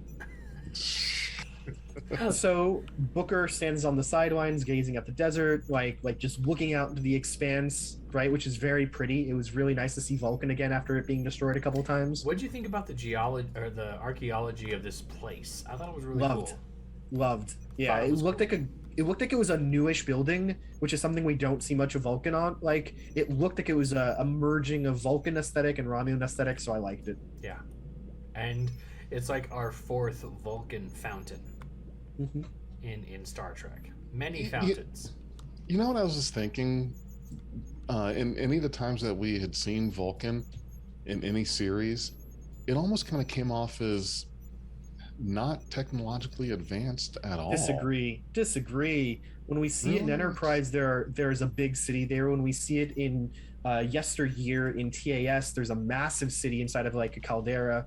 When we see it in the 2009 Star Trek movie, we see a huge city behind Spock when he's giving his whole like live long and prosper, fuck you, essentially, to the Right, Science yeah. Council, right? Like there's a bunch of scenes where we see it's pretty developed. The only place where we don't is when they're in the desert of Shikar, right? Like, because that's Mhm. clearly not a habitable Well, place. and there's a reason for that. Remember, the burgeoning of logic came at a time when they were about to destroy themselves. Now, sure, it might have been 3,000 years since then by Discovery's time point, but that kind of genetic and genetic memory lives a long time. But also, Vulcans live like 200 years, so for them, that 3,000 years is it's only 10 generations or so. Right, it's the same biological distance as 1,500 years for us. Now think about the stuff that happened 1,500 years ago that still affects us on a regular basis. There's a lot of things, if you looked in the historical record, to be like, okay, these are still the things. You know, religions flow through at a certain rate, archaeology, weapons tech, that kind of 1,500 stuff. years is older than Islam, right? Like that's Uh-huh. so Almost. like we're Almost. Islam is like 632, right. So 632 plus 1,500 is what? 2132. Almost. Right. That's why I'm we're saying. almost there. No, that's Yeah. why I'm saying if we go back 1,500 years from today, that is older than Islam. That's true. But what I see is a society that was on the verge of annihilation, and that Right. memory lingers on. And so they have a lot of nostalgia associated. If you remember in 2009, there was that whole cave with the big statues of their elders. Yes. The Vulcans are very much. They kind of feel like, is it West Germany? And Germany today, United Germany, that's very much like we learned our shit from World War II and we're never going to go back to being those people. That was more West Germany. Like East Germany was stuck in time. But today is a united Germany. Yes. And many Germans that I have spoken to, there's a lot of regret still lingering 100 almost 100 years later. Yes. And so the Vulcans, being a long-lived species, and having the planet-wide annihilation having been faced only 3,000 years prior, Mm-hmm. I would bet that they have a lot of nostalgic sites, and the reason why their planet sort of seems to be, a barren desert area.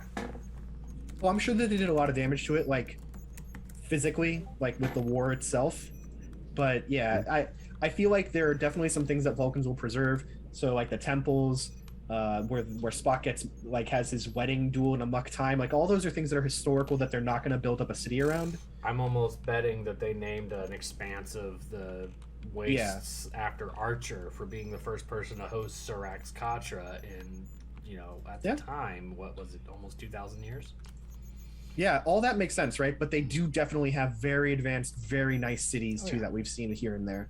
Well, yeah, they should name something after Archer. The guy did go fisticuffs with a Vulcan and somehow didn't have a problem with it. Maybe that's why they named the space dock that's building the new ships after Archer as well, because we know that Vulcans have great respect for him. Maybe that was part of the whole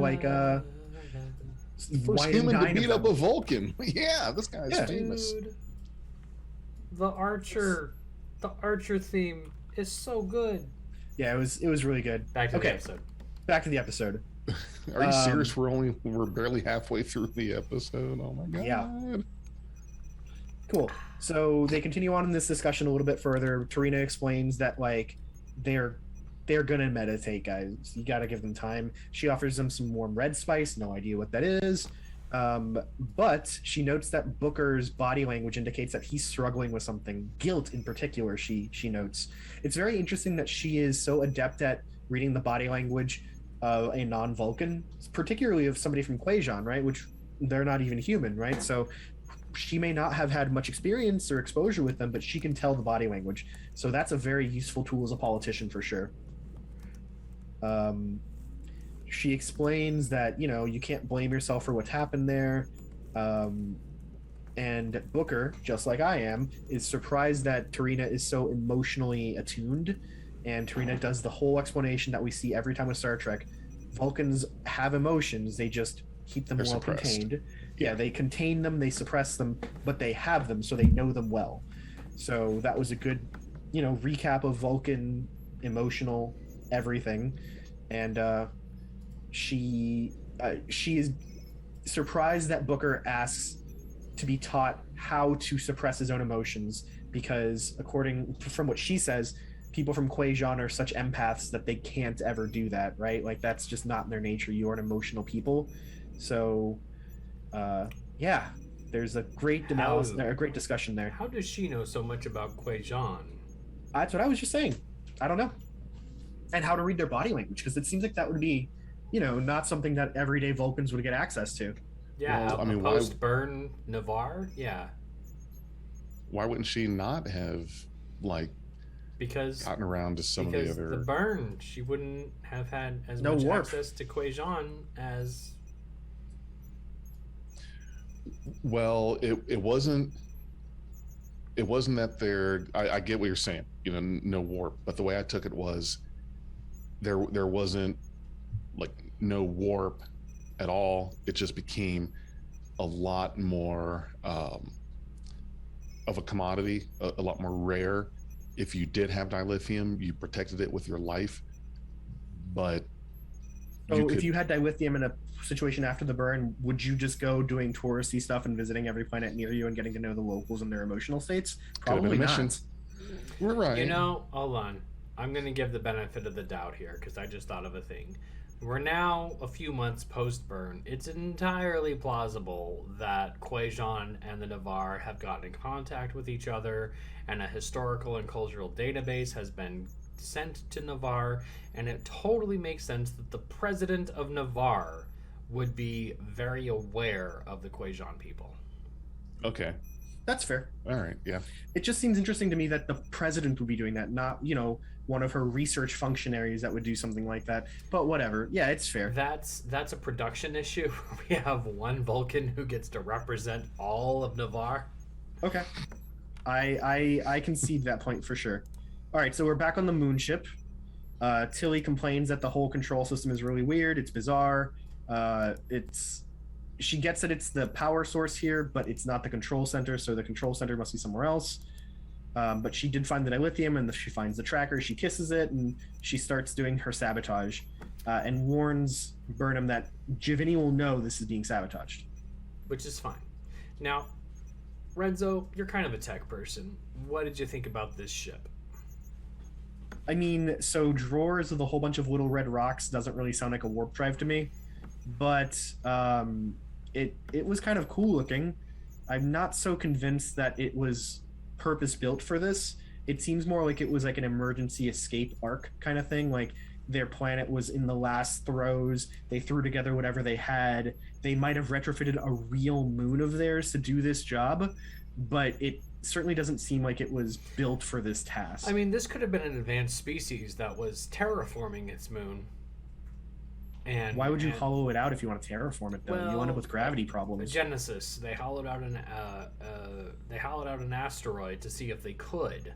Yes. And then what happened here was they hollowed out a moon to see if they could house their people, and we went supernova faster than we expected.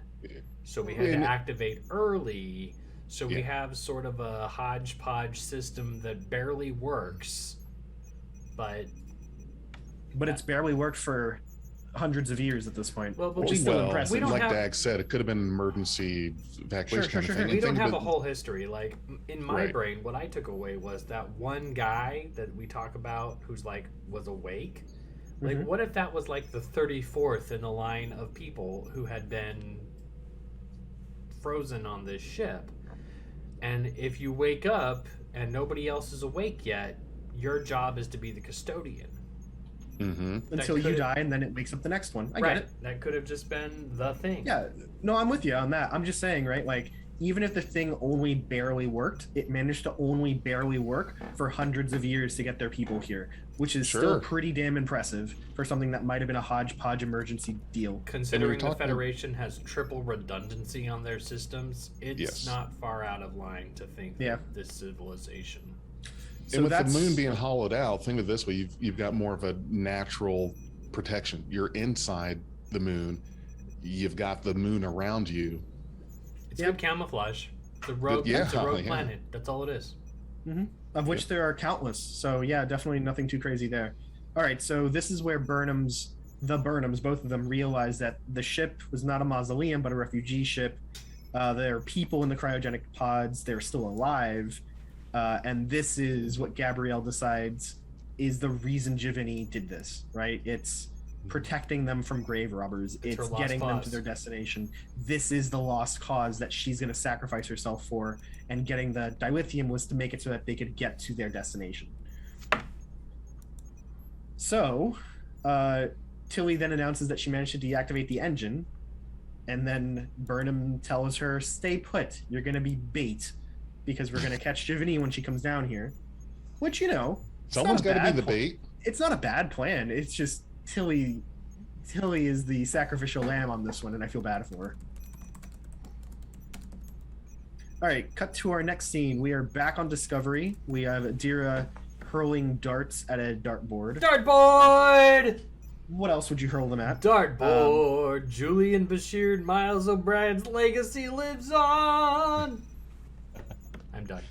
And then frickin' Worf had to come in and just about put a hole through the dartboard. Jeez, Worf. Yeah, definitely buried it to the hilt. Man, All fuck right, that so anyways, Adira starts having like serious doubts that they made a mistake by allowing Gray to transfer into the golem because they can't hear Gray. So real crisis of confidence here. They talk about it with Culber, and then they have a moment where they sit down, or Culber even starts talking about it with Saru, who is asking about the status of the whole project. And Gray sneaks back into the sick bay and just lays down on the table next to Gray, and the two of them just kind of like hold hands and just kind of like talks. Adira talks to Gray and just telling them that I'm here, just come back. Yeah. So I don't know what to do without you, kind of thing. Mm-hmm. Any comments on all this? No. Good. Nope. Cool. All right, so back to the moonship. The exciting For plot, the A audience, plot. we're at 1 hour 49 minutes. No, it's just I want to get back to the moonship because that's the interesting bit. Here's where it gets cool. Here we get Tilly talking about and joking about how she's definitely out of her comfort zone. And then Javini appears and tells her to step away from the engine. The Burnhams transport next to her, and the trap is sprung. Javini lunges with her blade. Gabrielle tries to reason with her. The Starfleet officers try and help, but Gabrielle tells him to stay back. She's going to handle the fighting. Javini disarms Gabrielle and holds her blade to her throat, which is, Is it me, or did the Burnhams kind of let Tilly hang on the hook a little bit longer than they could have or should have? It seems like they could have came in a little earlier. Yeah, so here's my thought on this. What is the recharge time on personal transporters, right? Like, is it a minute? Is it 2 minutes? Because if you take too long to spring your trap, her thing will have already recharged and she can just like beam herself back out. Yeah, they've got to have a cooldown, obviously, but I want to know how long. Yeah, but if you've had the training of a co-op Malat and you've got your blade to somebody's throat, is your reflex time faster than the time it would take a transporter to dematerialize you? Fair. And what kind of protection does the dematerialization give you? Because we've seen phasers shot at a person transporting go right through. We have talked about a confinement beam, and it's been assumed that the confinement beam is kind of like a personal force field that prevents the de-resolution of the pattern during dematerialization. However, the co-op Malat are like super duper ninja, and we can safely assume by the way this episode presents it that I forget her name. Javini, sorry. Javini probably is aware of that tactic, and that's why Mama Burnham doesn't beam out. Yeah, that's fair. All right, so here Javini, now in this position of control with the knife to Gabrielle's throat, or sword, insists that Tilly bring the warp drive back online. Tilly explains that it's going to take a minute. I did a real good sabotage job here. It's going to take a minute. And she is told to hurry. Here, you did too good with this job, so... Gabrielle tries to negotiate again. The Burnhams both explain that they understand what's going on here with the aliens and that they're trying to settle on this planet. Like, they get it. And then Javini finally explains the whole story. Their bodies had a high concentration of latinum, so they were going to be very lucrative for anybody who found them. Okay, and that's just Javini, weird. Yeah. That's body made of latinum? Not made of latinum. Nothing that Well, degree. right, You're just saying not there's like- a high concentration of it. High concentration of latinum in their bodies. Which, Right. okay, I mean, for the average Star Trek fan, you're like, okay, yeah, that's the Star Trek money. We got it. It's not replicatable. Okay, but like, I'm over here like, how? And I'm not going to get an answer to that, so we can jump right back into the episode. Cool. Yeah. So here's where Javini explains that she received a telepathic call for help from Taglonin, while she was traveling through the system. It was The moon ship Talladega. While she was traveling through the system and the moon was under attack, Javini arrives, finds the grave robbers, kills them all, but it was too late to save the Taglonin, the Vault Guardian. Do you know what I love about that? I need to point this out because it's a point of contention for me and a lot of the online community that's upset with all the people being telepathic weird stuff. But like, V'ger called out to Spock. Yes. The weird entity called out to Cybok. It's Yes. okay for this evolved bug person to call out to Javini. It's cool. Sure. Totally Who cares? cool. We've seen this a million times. Right. Why is it? we've It's seen it not 3. new. And I think we'd seen it more than 3, but that's at least 3. I mean, I think it's 3 that, like, on a distant channel, a telepathic, resonance. We've had telepathic rape by a Vulcanoid. Okay. I didn't want to go there with the kind of stuff because that was proximity. He was on a different ship. Proximity, my sir. That was like maybe a few kilometers away. Nowhere near what the distance between V'ger and Spock, Right. or Or Yeah, the center of the gods galaxy, equate- and- Cybok. Yeah. Yeah, let's not equate the Viceroy, one little Romulan dude with like, some issues, and V'ger, though, right? Like, ranged communications have happened in telepaths in Star Trek many times. At one point, Spock even mind controls a dude through a wall without touching him in one episode. I think it was in the Roman episode, I Okay. think. Hold on. Who's finished Coda? No. We're not doing this. Damn you people! All right, just go. Hey, Just don't go. do it. It's late at night. I'm loopy. Let's do this. Yeah, let's All right. get through this. Yes. please. Okay, so here comes the revelation, like that people were stealing, or we're gonna steal their latinum. Cool. So Javini realizes that to save them, she wanted to restart the engine, but she doesn't know how to restart or understand their cryostasis tubes anyway. She's not a scientist, right? So here, Burnham offers to fix it and fulfill Javini's oath by waking them up at their destination, which they are literally already at. They just didn't wake up in time. So Tilly needs to repair the engine so that power can be restored to the ship so that Burnham can wake them up. And Javini's like, okay, fuck it, we'll try it. And that's kind of how that goes. Oh, the name of the race is the But Abronians. Abronian, which is a cool name, but also she gives Michael. Is this where she gives the ultimatum? She's like, Michael, you have until Tilly fixes the ship to do what you need to do. Yes. And then Tilly is like, for the rest of the episode, I'm working as fast as I can, and maybe or maybe not be actually working as fast as she can. I assume that that's like a well-rehearsed Starfleet engineer thing, right? Like, you fix things at the speed of plot. Yes. It's always as fast as you can, which means I it's can't as imagine. fast as the plot needs. Yeah. There's a class at Starfleet Academy. We're like, all right, everybody, there's this existential force called plot. You need to be able to fix the ship in the time it takes for the plot demands. So, if you have 2 minutes, it takes 2 minutes. But you tell the captain it takes 8 minutes. That way you look like a miracle worker. And everybody in the class is like, what?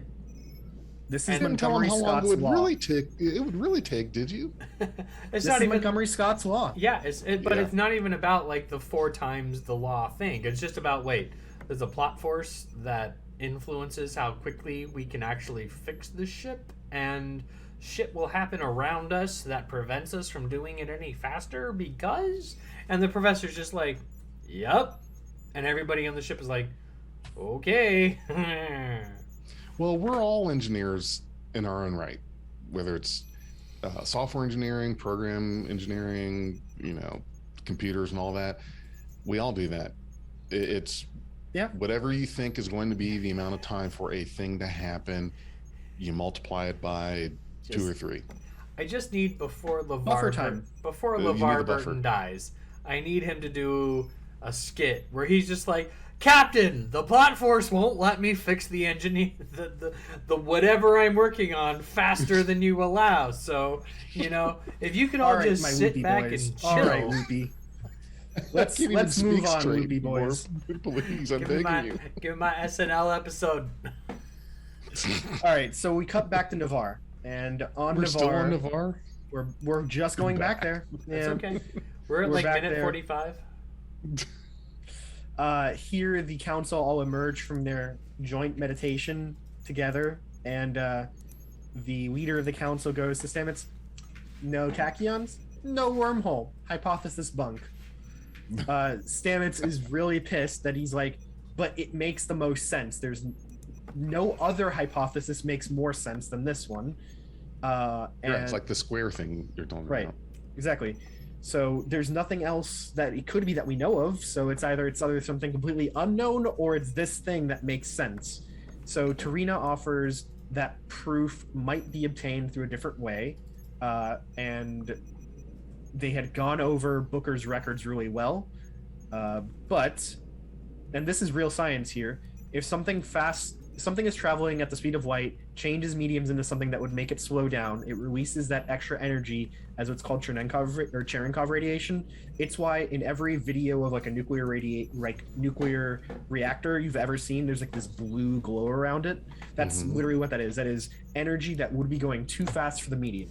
So she argues that maybe there's Cherenkov radiation somewhere in Booker's memories, and Stamets is like, no, we can't make him relive it. That's too cruel. Booker's like, nah, give it to me. And so Tarina plugs in, and we relive the destruction of Quajan from his perspective again. And then he extends that and relives a little bit of additional moments with Kaihim and Leto, just to make sure that, Leto saw him and was smiling along with him. It just brings some calm and some peace to him. But in the end, Tarina reminds him that you can't change this. You can't make new memories here. Like, this is the past. And she's like, and Booker's like, I understand. I just needed to see something I didn't look at the first time. And they go out of his little mind palace, and Tarina tells Stamets that there's no sign of Cherenkov radiation, no blue glows, no blue flashes, nothing. There are no tachyons. So Stamets apologizes to Booker for making him go through that for nothing, and then Booker makes very clear that it was not for nothing. Is it just me, but are they ignoring the very interesting thing that happened in the episode prior to this, where the DMA responded to their appearance? Like, there's an episode of something that's like, anticipation denotes intelligence. I think that's from The Fifth Element. But yes, actually, it responded to the appearance of Discovery in the last episode, and that response resulted in, among other things, the destruction of Quajan.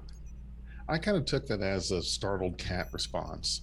But even if a startled cat response is still more sentient than just a random anomaly floating through the cosmos. I think there is sentience there. That's why it's suddenly Discovery, right? Spore arrives from nowhere, and then this thing's like, oh shit, and blows up the planet. Okay, Renzo, go ahead. Let's say you have a lake, right, or even a pool, right? There's no sentience to a pool. There's no sentience to the water, right? If you drop a pebble into the water, there's going to be a reaction. If you drop a beach ball into the water, there's going to be a reaction. Water will spread out, and then water will come back in from the edges, and it will move things around further. Right? But the lake doesn't chase me back to my car. But from the perspective of something small enough, those waves that follow could be as devastating as like the DMA's gravitic bursts or something. I get that, but I honestly think there is something with some semblance of intelligence, even if at the most extreme, this weird anomaly is some form of intelligence that has no idea what it's doing, hurts people because it's like 3 AU or 3 light years in diameter. I still feel like that is a key clue of evidence that no one's picking up on. Like, Stamets isn't picking up on the fact that, like, wormholes don't respond to the appearance of a starship. Starship is a tiny pebble to this 3 AU thing. Even a tiny pebble into a lake will still create ripples and waves, right? It will. And that can cause a reaction that can be devastating. I'm not sure. Macro level. Yeah, yes. I'm not sure whether this thing is like a living thing or intelligent or not. I really don't know yet. I haven't seen enough. But I don't want to jump to the conclusion yet. I'm not trying to say it's... I don't know what I'm trying to say. I'm just thinking, like, it's more than just a random element that's floating through the cosmos. But nobody in the show none of the characters are picking up on that attribute. And it seems to me, maybe just because I don't know, maybe we're ahead of the curve in the viewership, but that aspect of things, the show should be smarter than the audience. And in this particular aspect, there's that nuance of the response that the DMA had to Discovery's appearance that's completely absent from Stamets' analysis. You're right. And wait, unless there is something we're not understanding about wormholes, right? So we know that the Bajoran wormhole's mouth opens when you reach a certain distance from it, right? Maybe the reaction that we're describing for Discovery's appearance there is something analogous to that, right? Maybe it's the equivalent, something that is normal for wormholes that we've never really been told is a normal thing, but they all know it is. Okay, well, did the anomaly move at the appearance of Discovery or expand? Because the Bajoran it changed wormhole direction, if I remember correctly. Expanded, but the Bajoran wormhole didn't move or change direction. It just opened and expanded. Whereas this anomaly, and the Bajoran wormhole's not a normal wormhole, anyways, right? Like, it's the Temple of the Prophets, or whatever. So. But even the Barzan wormhole had a distinct threshold. Yes. Yeah. So the way I see this with Discovery is they went from saying, okay, we can't track this, we don't know where it's going to go next, and does anyone not realize that, well, it hasn't gone anywhere for a while now? It's sitting there, and the only thing that correlates to its movement was the ship dropping in on it. I think they haven't said whether it's still moving or not. They've just said that it hasn't threatened more inhabited worlds. I think the problem that I have is that an object that is able to create the lensing as depicted in this show should be easily trackable, because that kind of gravitic lensing only happens with objects of ultramass. So, like, the DMA is I forget what DMA stands for. Dark matter anomaly. Dark matter anomaly. I'm calling it an ultramatter anomaly. I think there's something super tiny at the center of this, but it has ultramass. Mm-hmm. And so it could be dark matter. That's the thing. Dark matter doesn't create gravity. It doesn't interact with normal reality. That's what makes it so difficult to capture and find, right? We can find shadows of its gravity, but we can never actually find its gravity affecting anything, at least in modern, like, the real world, right? That's why they pick dark matter for things that we can't explain in sci-fi all the time, because it's there. We know it's there. We can find proof it's there. Right, but we don't know the rules by which it functions, right? So I think this is just a case where we don't know the rules by which dark matter in this situation work. Right. And Dag, it sounds like you're kind of talking about the spoonful of a neutron star. Right. Yeah, super dense matter. Yeah. Right. I don't know. I just feel like there's some kind of ultramass something. What if this is some kind of ridiculously... I mean, if we lean on the last season, the event that triggered the burn was based on something that a lot of viewers thought was kind of anticlimactic. Yeah, remember I was talking about that. Like, I don't know what I expected it to be, but the explanation that they did give for where they went with it was good. Right. So this could literally be just some kind of extragalactic escape pod made of exotic matter that lenses gravity in the way it does because it's so far advanced from us that it just does what it does. I'm really interested in this DMA, and I love the way the season is progressing by having these A, B, and C plots with the overall arc being the resolution of the DMA. Mm-hmm. And we're not even at the end of this episode yet. Fucking Christ. Right there with you. Anyways, going back to the episode. I'm going to edit that out. We can't say that on the air. Say what? Exactly. Oh, what I said? Yeah. Oh, shit. You're a horrible person, Jay. I know. I'm a horrible person too, but, you know. Renzo, please continue. Going back to the episode, we go back to the moon ship. Burnham discovers that the issue in the cryo systems and fixes it. And she starts waking them up. And Giovanni tells them that it'll be a few minutes while they're decanting. And Gabrielle then tells Giovanni, your path is ended. Give it up. And drops her, Giovanni agrees, drops her blade and apologizes. Burnham, with her programmable matter, creates a pair of handcuffs, and Giovanni gets cuffed. And they beam back to Booker's ship. Giovanni and Gabrielle do the death rites over the dead Kelp Malat's sister. And the Abronians start emerging from their moon arc ship and start landing on their new homeworld. In a very cool, like, looks almost like an alien invasion kind of scene, but it's an empty planet, so it's nothing quite so malicious. Well, they hope it is empty. Another Star Trek ending. Yeah. It is. They're focusing more on, instead of shooting up things, more science and looking at a deeper reason behind something. It's not always a bad guy or a villain to fight. It's not a Picard is John McClane at the end of every TNG movie fighting a villain. It's more smart scientific solutions to things. Yeah, it's definitely classic Star Trek style. Like, it's a moral story with some science in it.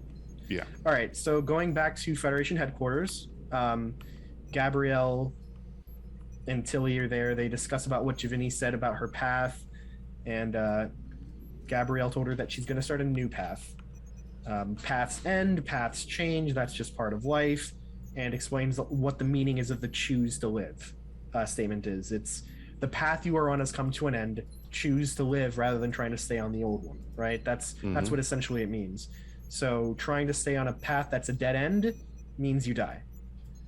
So that's a nice, interesting story for Tilly that is struggling with the changing of paths that she's on. And we go back to the bridge where Gabrielle joins Burnham and admits that she asked for the joint mission because she was not sure what she'd be able to do to Giovanni. She wasn't sure she'd be able to bring her in, but having Giovanni understood how important Burnham was to Gabrielle, Michael was to Gabrielle, so having the two of them there, she thought would be a way to convince her to surrender.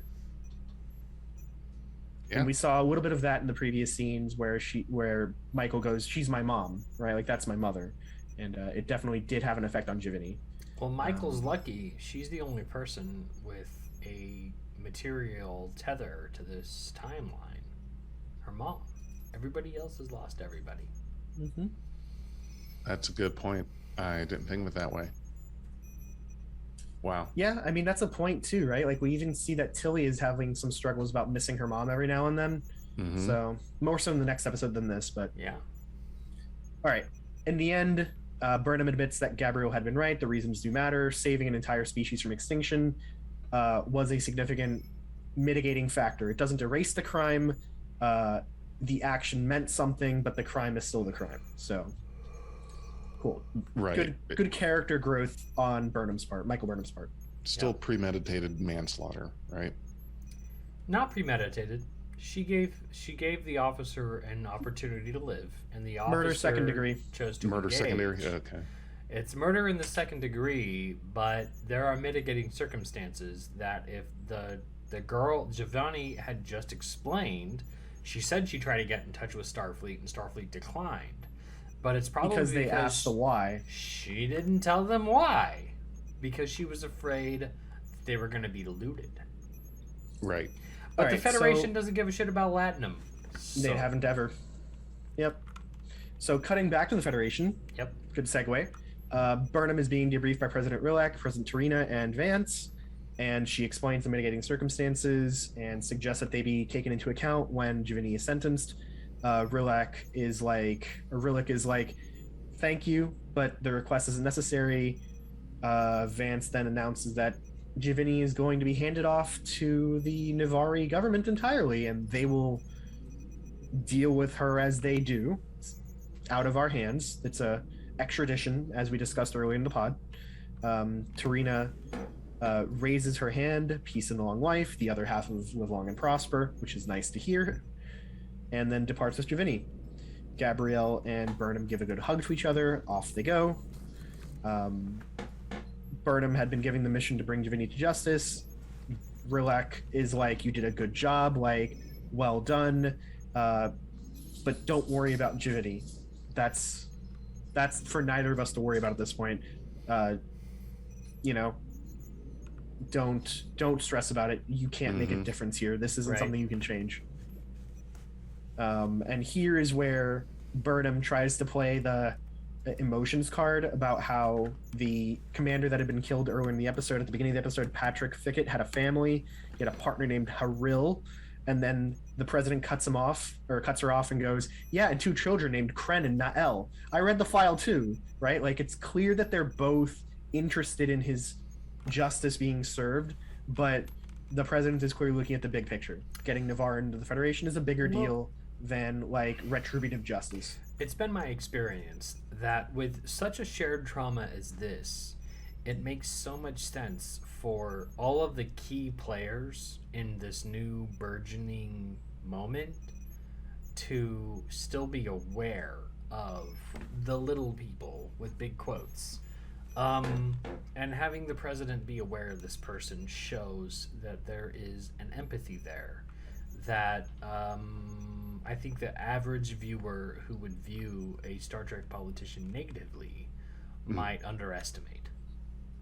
Well, and then also it was that lack of empathy that had become the Federation's downfall in the first place, not looking at the small picture. I know that there's that saying, lose the forest for the trees. Well, that's different if the trees are completely ignored. And so the Federation was already on the slide because they were not really paying much attention to anyone. Then the burn happens. So the lesson that's one of the points, though, that gets made in this episode and in the past, right? Like, part of the reason why Navarre left was that they felt that their own sovereignty was being trampled on, right? Yes. So in a situation where you show that you trust the Navarre to handle justice themselves, you are building back the empathy, right? And that's billions of people rejoining the Federation versus the family of Patrick Fickett potentially feeling like they didn't get the justice they deserved. Though, honestly, if that family is properly explained the situation, they might be understanding of it. It's hard to say, right? Like, if you have a very evolved sensibility about justice, they might be perfectly satisfied with it. And I think that Michael Burnham is jumping to the assumption that they're not going to be satisfied with this, and she doesn't know. That pivots on the trust in that evolved sensibility surviving 100+ years of the burn and detachment. Hard to say, right? I mean, and hard to say with this episode, but the next episode goes very much into that level of detachment, which we will talk about later. Yep. Cool. So cutting back to that same scene, there's a quick discussion between Vance and Burnham. And Vance is obviously aware that Burnham is pissed about this, but he explains this whole, like, metaphor about, like, I play the drums, you're the lead violin, she's the conductor. We may not know why the conductor tells us to do things, but we do what the conductor says, because that's the only way the orchestra makes any sense. Cool. It's a very valid metaphor. Badass analogy. That was my damn good. feelings on it. Yeah. Vance has always been very solid as, like, a leader who tends to make it clear why he's letting something happen. So he's pretty transparent. I dig it. He's so sexy, though. Back to Discovery. Tilly enters Saru's quarters, watering his plants. They joke around. Tilly confronts him about the whole, like, you're the reason why I went on this mission, right? He's like, yep, I thought you could learn from it. She's like, thank you, I learned something from it. And it worked out well for both of them. It was a quest for new experiences, and she had some new experiences. And then she asks about, oh, is this the swamp kelp blooms, and reaches out, and Saru, like, visibly, like, recoils to grab her to stop her. She was very clearly messing with him. So that was a nice, good, heartwarming scene between the two of them. He did freak the hell out. Yeah. Like, I know the whole point was that there was something about it. We weren't supposed to see what it was, but I would love to have known what, but I don't care. I Sure, still right. love Saru. I love Doug Jones. I love his entire portrayal. I I'm glad that there's not this awkward conflict about who's captaining the Discovery. Yep. That's probably what I like most about Saru is he's just he's the ambassador for He's there as a captain. He's the captain who's working as XO. he's like Spock captain. Like Yeah. Captain Spock is was the XO. Okay. No, Yeah. it's definitely carving its own dynamic, the show. Mhm. And I really respect that because honestly, like the dynamic of what you want to call the classic five, TOS, TNG, Yeah. DS9, Voyager, and Enterprise, it's an ensemble show. The captain is the star of the show, who has a couple of people who are always in an episode with the captain, featuring some extras. And I don't mean that lightly. I mean, like, the ensemble's pretty heavy, but the formula is kind of being shaken up in the televised format with Discovery, and I really appreciate it. See, I'm more not sold on it yet. I want an episode about Owoshikun, right? Like, give me an episode that focuses around her, right? I want an episode around Detmer. I'd love an episode around, like, where's Jet Reno been, right? Like, these characters deserve episodes of them where they are the hero, not Burnham every now and then, right? You're not wrong. But we're not going to get that in Discovery's format. But when Discovery was promoted, before it even aired, it said that it was going to be focusing on the career of a particular character who was not going to be the captain. Right. That was I remember that was 2016. Yep. 2017, it comes out and it's about Burnham. And the whole fan base, not the whole fan base, a lot of the fan base is really upset that it's about Burnham and not about anybody else. And then we get season 2, which really tried to appeal to the fan base by including Pike and Number 1 and Spock, and then this weird David Mack Section 31 control book aspect. If you haven't read the books, please read the books because it's there. But we still get this moment, and then season 3 takes us into the future, which honestly could have been the writers and the producers reacting to public, I'm not going to say criticism? outrage, but criticism that the show keeps going backwards in time from the end of Voyager. Okay, fine. You put us 1,000 years in the future, and you give us this really free drafting board. That's great. And now we're gonna focus on Saru's struggle to be a captain. If we're looking at this from a captain-centric perspective, and at the end of the season, Saru goes off with Sukal, and Burnham becomes captain of Discovery. Okay, great. I love a good origin story. But still, there's a missing aspect for me. I don't know how to define it quite articulately. But I love Burnham. I love the role that she's in.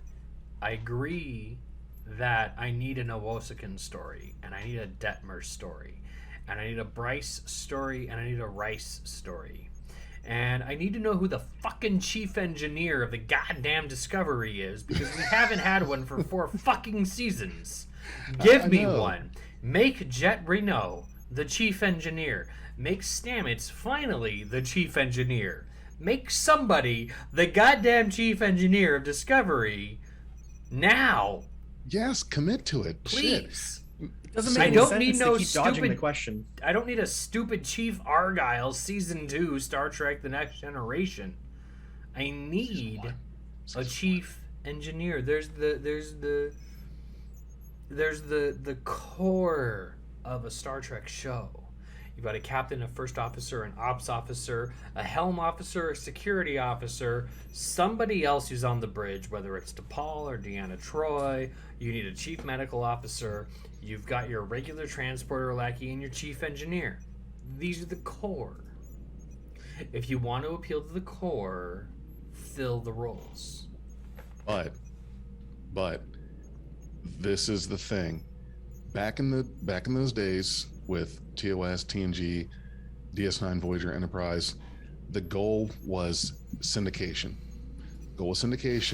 You have to get 100 episodes per get the syndication. That was the goal. That is why you have these 26 episode seasons. You have all these filler episodes. You have episodes where you have that time to have some kind of focus on all the characters.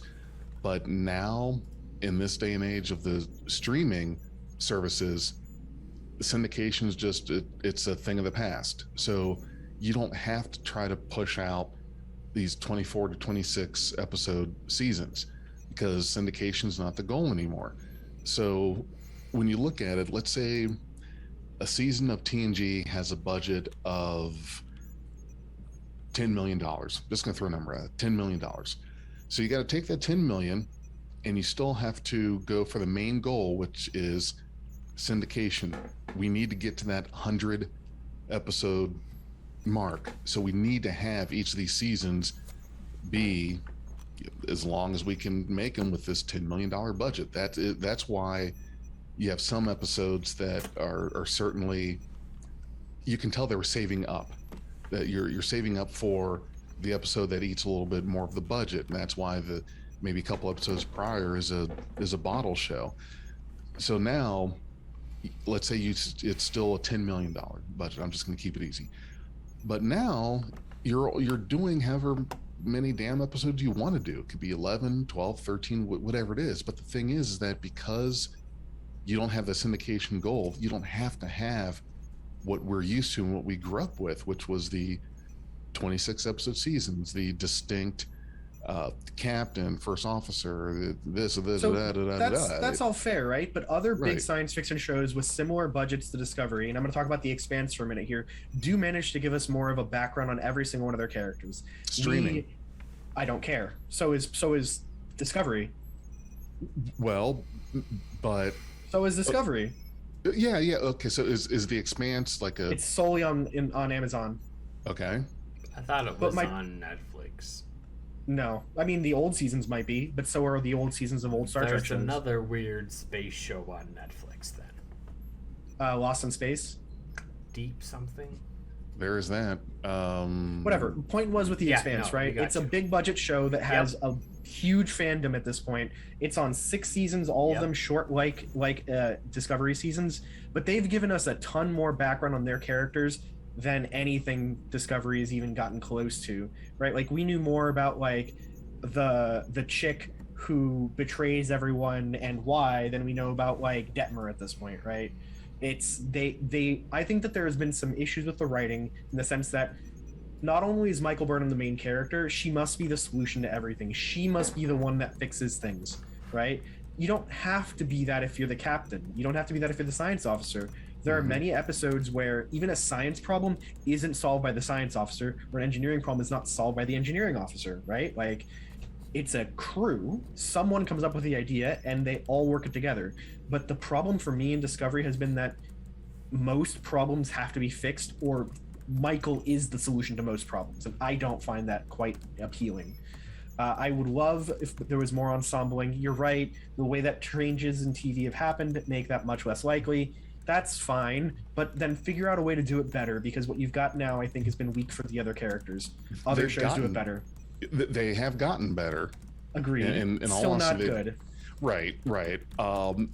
But then here's the counter argument that I'll make is, haven't we gotten more than enough of that traditional Star Trek No. formula? No, and I don't think so. I don't think that the fans will agree with you on that one. I think more mean- people would rather see an ensemble stuff than they would rather see this. Again? Yeah, I mean, absolutely. we Because I The just- Expanse is doing better than Discovery. Well, but by a lot. does The Expanse have hundreds of episodes of prior series under its belt? It's sci-fi, right? Like you pick a franchise, you can watch as much as you want, right? The Expanse is 6 seasons into the show. The last season comes out in a couple weeks, right?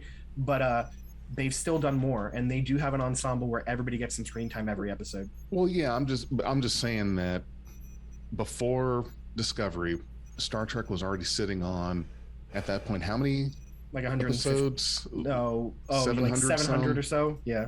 Yeah, so okay, But we've even already so, had, right? Like, but we've that's already fine. had 700 plus hours of ensemble. So what, right? If the 700 plus hours worked and new shows are making it work too, why does Discovery have to do something that is clearly, I think, dividing the fandom this way? So I'm not going to say that Discovery has to do something that's clearly dividing the fandom this way, but Discovery was billed Yes, as something absolutely. that was going to go this way. Discovery was billed to say that there was going to be a character who was not the captain, who was going to be the main character. We all knew this in 2016.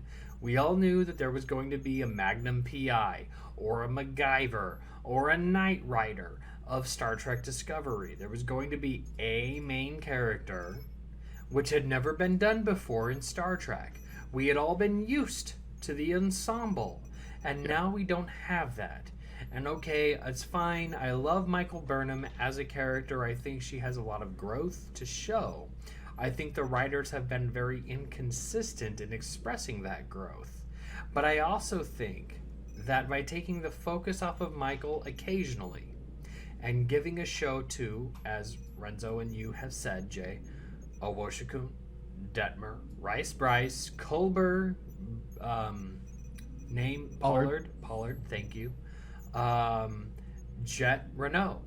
Give me an episode or two between the main arcs that has a focus on these other characters so that I get to know them, so that when Owosakun does something very specific at her station, that I can call back to something that she has said or done previously that makes her action a little more powerful when it happens on the screen.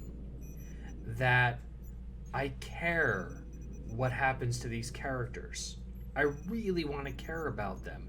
And honestly, the three of us exist in the space of Star Trek that is like the top 0.01% of fans. That's why we host this podcast. That's why we talk outside of the show a lot about the episodes that are happening, that are being planned, about the shows that are coming forth, Strange New Worlds, the Section 31 bit, Prodigy Season 1 Part 2. We are in the know, and we're dedicated and we're determined to understand.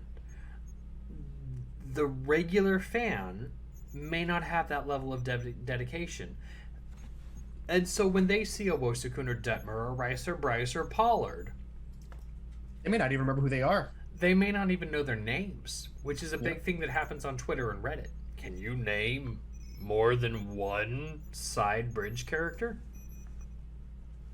And that's oh, sorry, go ahead. I was just gonna probably agree with what you're about to say. It's like it's kind of a disservice to the actors and the characters that we don't get to know more about Owosakun, who in the last season I think we discovered was from a people on Earth who could hold their breath longer. Like, that's a cool thing. Let's Right. explore that more. Tell me more about your history and how you grew up and how you came to value that aspect of the culture in which you grew up. Tell me more about Detmer. Detmer's been present since day one, and all we get from her is the Battle of the Binary Stars, and suddenly she has a cybernetic implant. I want that explained. And now it's been upgraded and moved back. Right. Like something Right. changed. Like Why why? the hell did she What's have up? it in the first place? I want to understand Detmer's experience. I want to know about the trauma that she suffered. I want to know about maybe the elation that she felt when the 32nd century doctors said, hey, we can minimize your implant and you'll have more visual acuity than you've had in the last 2 or 3 years. I want I to know there was an understand injury. that. There was an injury, Battle of the Binary Stars. No. Yeah, no, we know why. There was definitely an injury, but I want to understand Detmer's perspective. I want to see her Here's one. perspective. We know that she was mad at Burnham immediately after all that. Like, she Right. held a grudge on Burnham. Oh, yeah. How did she get over the grudge? Because that was not something for Burnham to overcome. That was something for Detmer personally to get over. I want to know how that happened. Right. That's an interesting conflict between two characters. Instead, nothing. All right, so I'm gonna force us off this topic because we've got to finish this episode. I understand. Yep. We're at 2:33. It's gonna be another hour. We're fine. Yeah. We've only got 2 bed. more scenes, guys. Only 2 more Two scenes. more scenes? Okay. Yeah. Yeah. No. So in it's, sickbay. Yep. In sickbay now, Gray still remains unresponsive on the monitors. We finally see like some blips of brain activity, and Gray holds onto Adira's hand and finally wakes up. Adira gets excited, asks if he's himself, and Gray is just like looking at his hands like, just holy shit, it's happened. It's definitely like a interesting moment. Adira tells him to slow down. He tries to get up on his Gray tries to get up on his feet, and then Dr. Culber walks in and goes, "Oh, let me get Guardian Z, and take it slow, keep it all steady." But Gray is just like running around, hugging and laughing and having a great time. Yeah, it's a very heartwarming scene, and I'm so glad that the imaginary friend arc is over. Right, that's now behind us. Now we can get some real character development for both of these characters that one does not rely upon the other. 100% agree. But yeah, great scene. Really, really well acted on all parts. Like, I think Gray's actor was probably truly fighting back tears that entire scene. Because if not, I don't know how he made that look so convincing. Yeah. Finally, as an actor, I get to interact with these other people. I don't have to be freaking Dean Stockwell in Quantum Leap, where I can't even touch another character. He was Patrick Swayze in Ghost for the whole time. Oh god, dude, we could do a whole show on that movie because it's a great movie. It's really good. It's 31 years old now. Holy crap!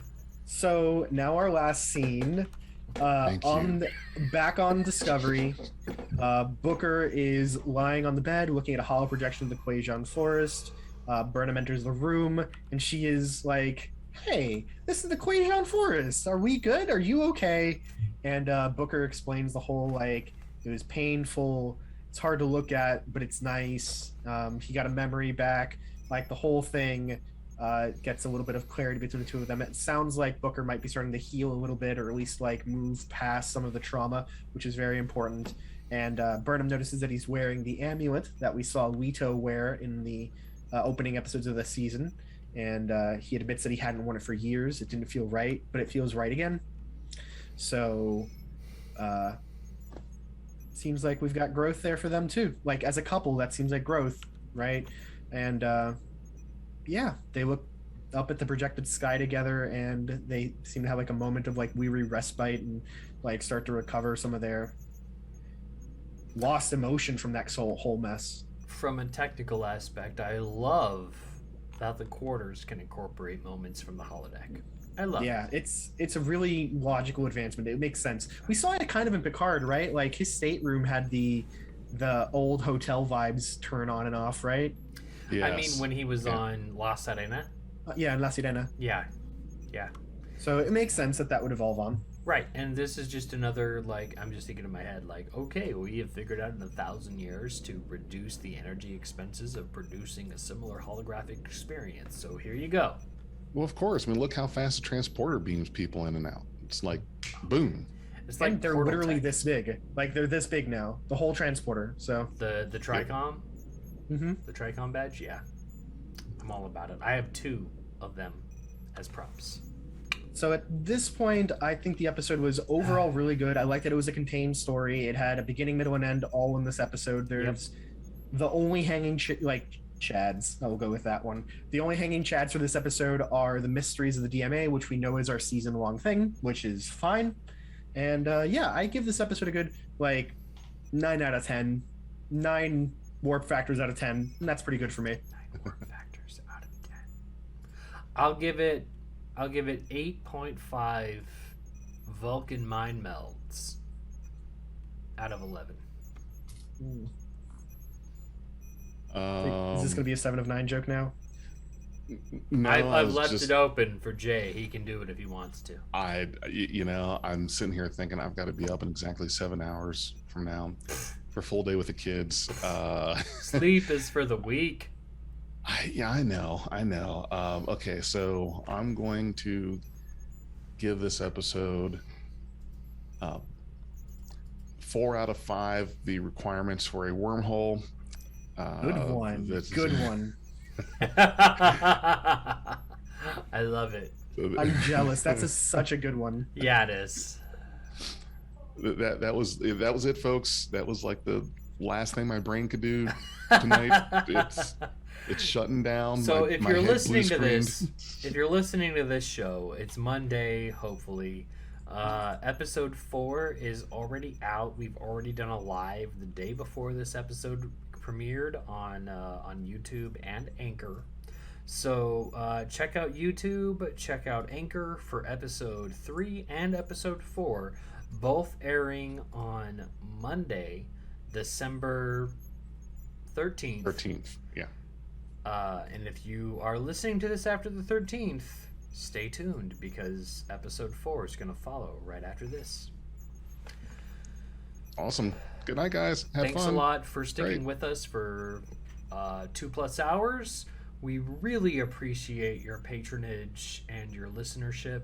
Please consider subscribing to us on YouTube, on Anchor, even checking out our Patreon. Become a Patreon, join our Discord, and as always, thank you for going boldly with Beyond Trek Podcast. Hey everybody, I just wanted to give a quick shout out to our Patreon and Anchor supporters. Big thanks to Stephanie Baker, S. Tam, Anne Marie, Jim Cook, and Nora Hickson. We really appreciate your support. Thanks for being a part of Beyond Trek Podcast. We are Beyond Trek Podcast. Lower your inhibitions and surrender your years. We will add inspirational and hilarious Trek content to your day.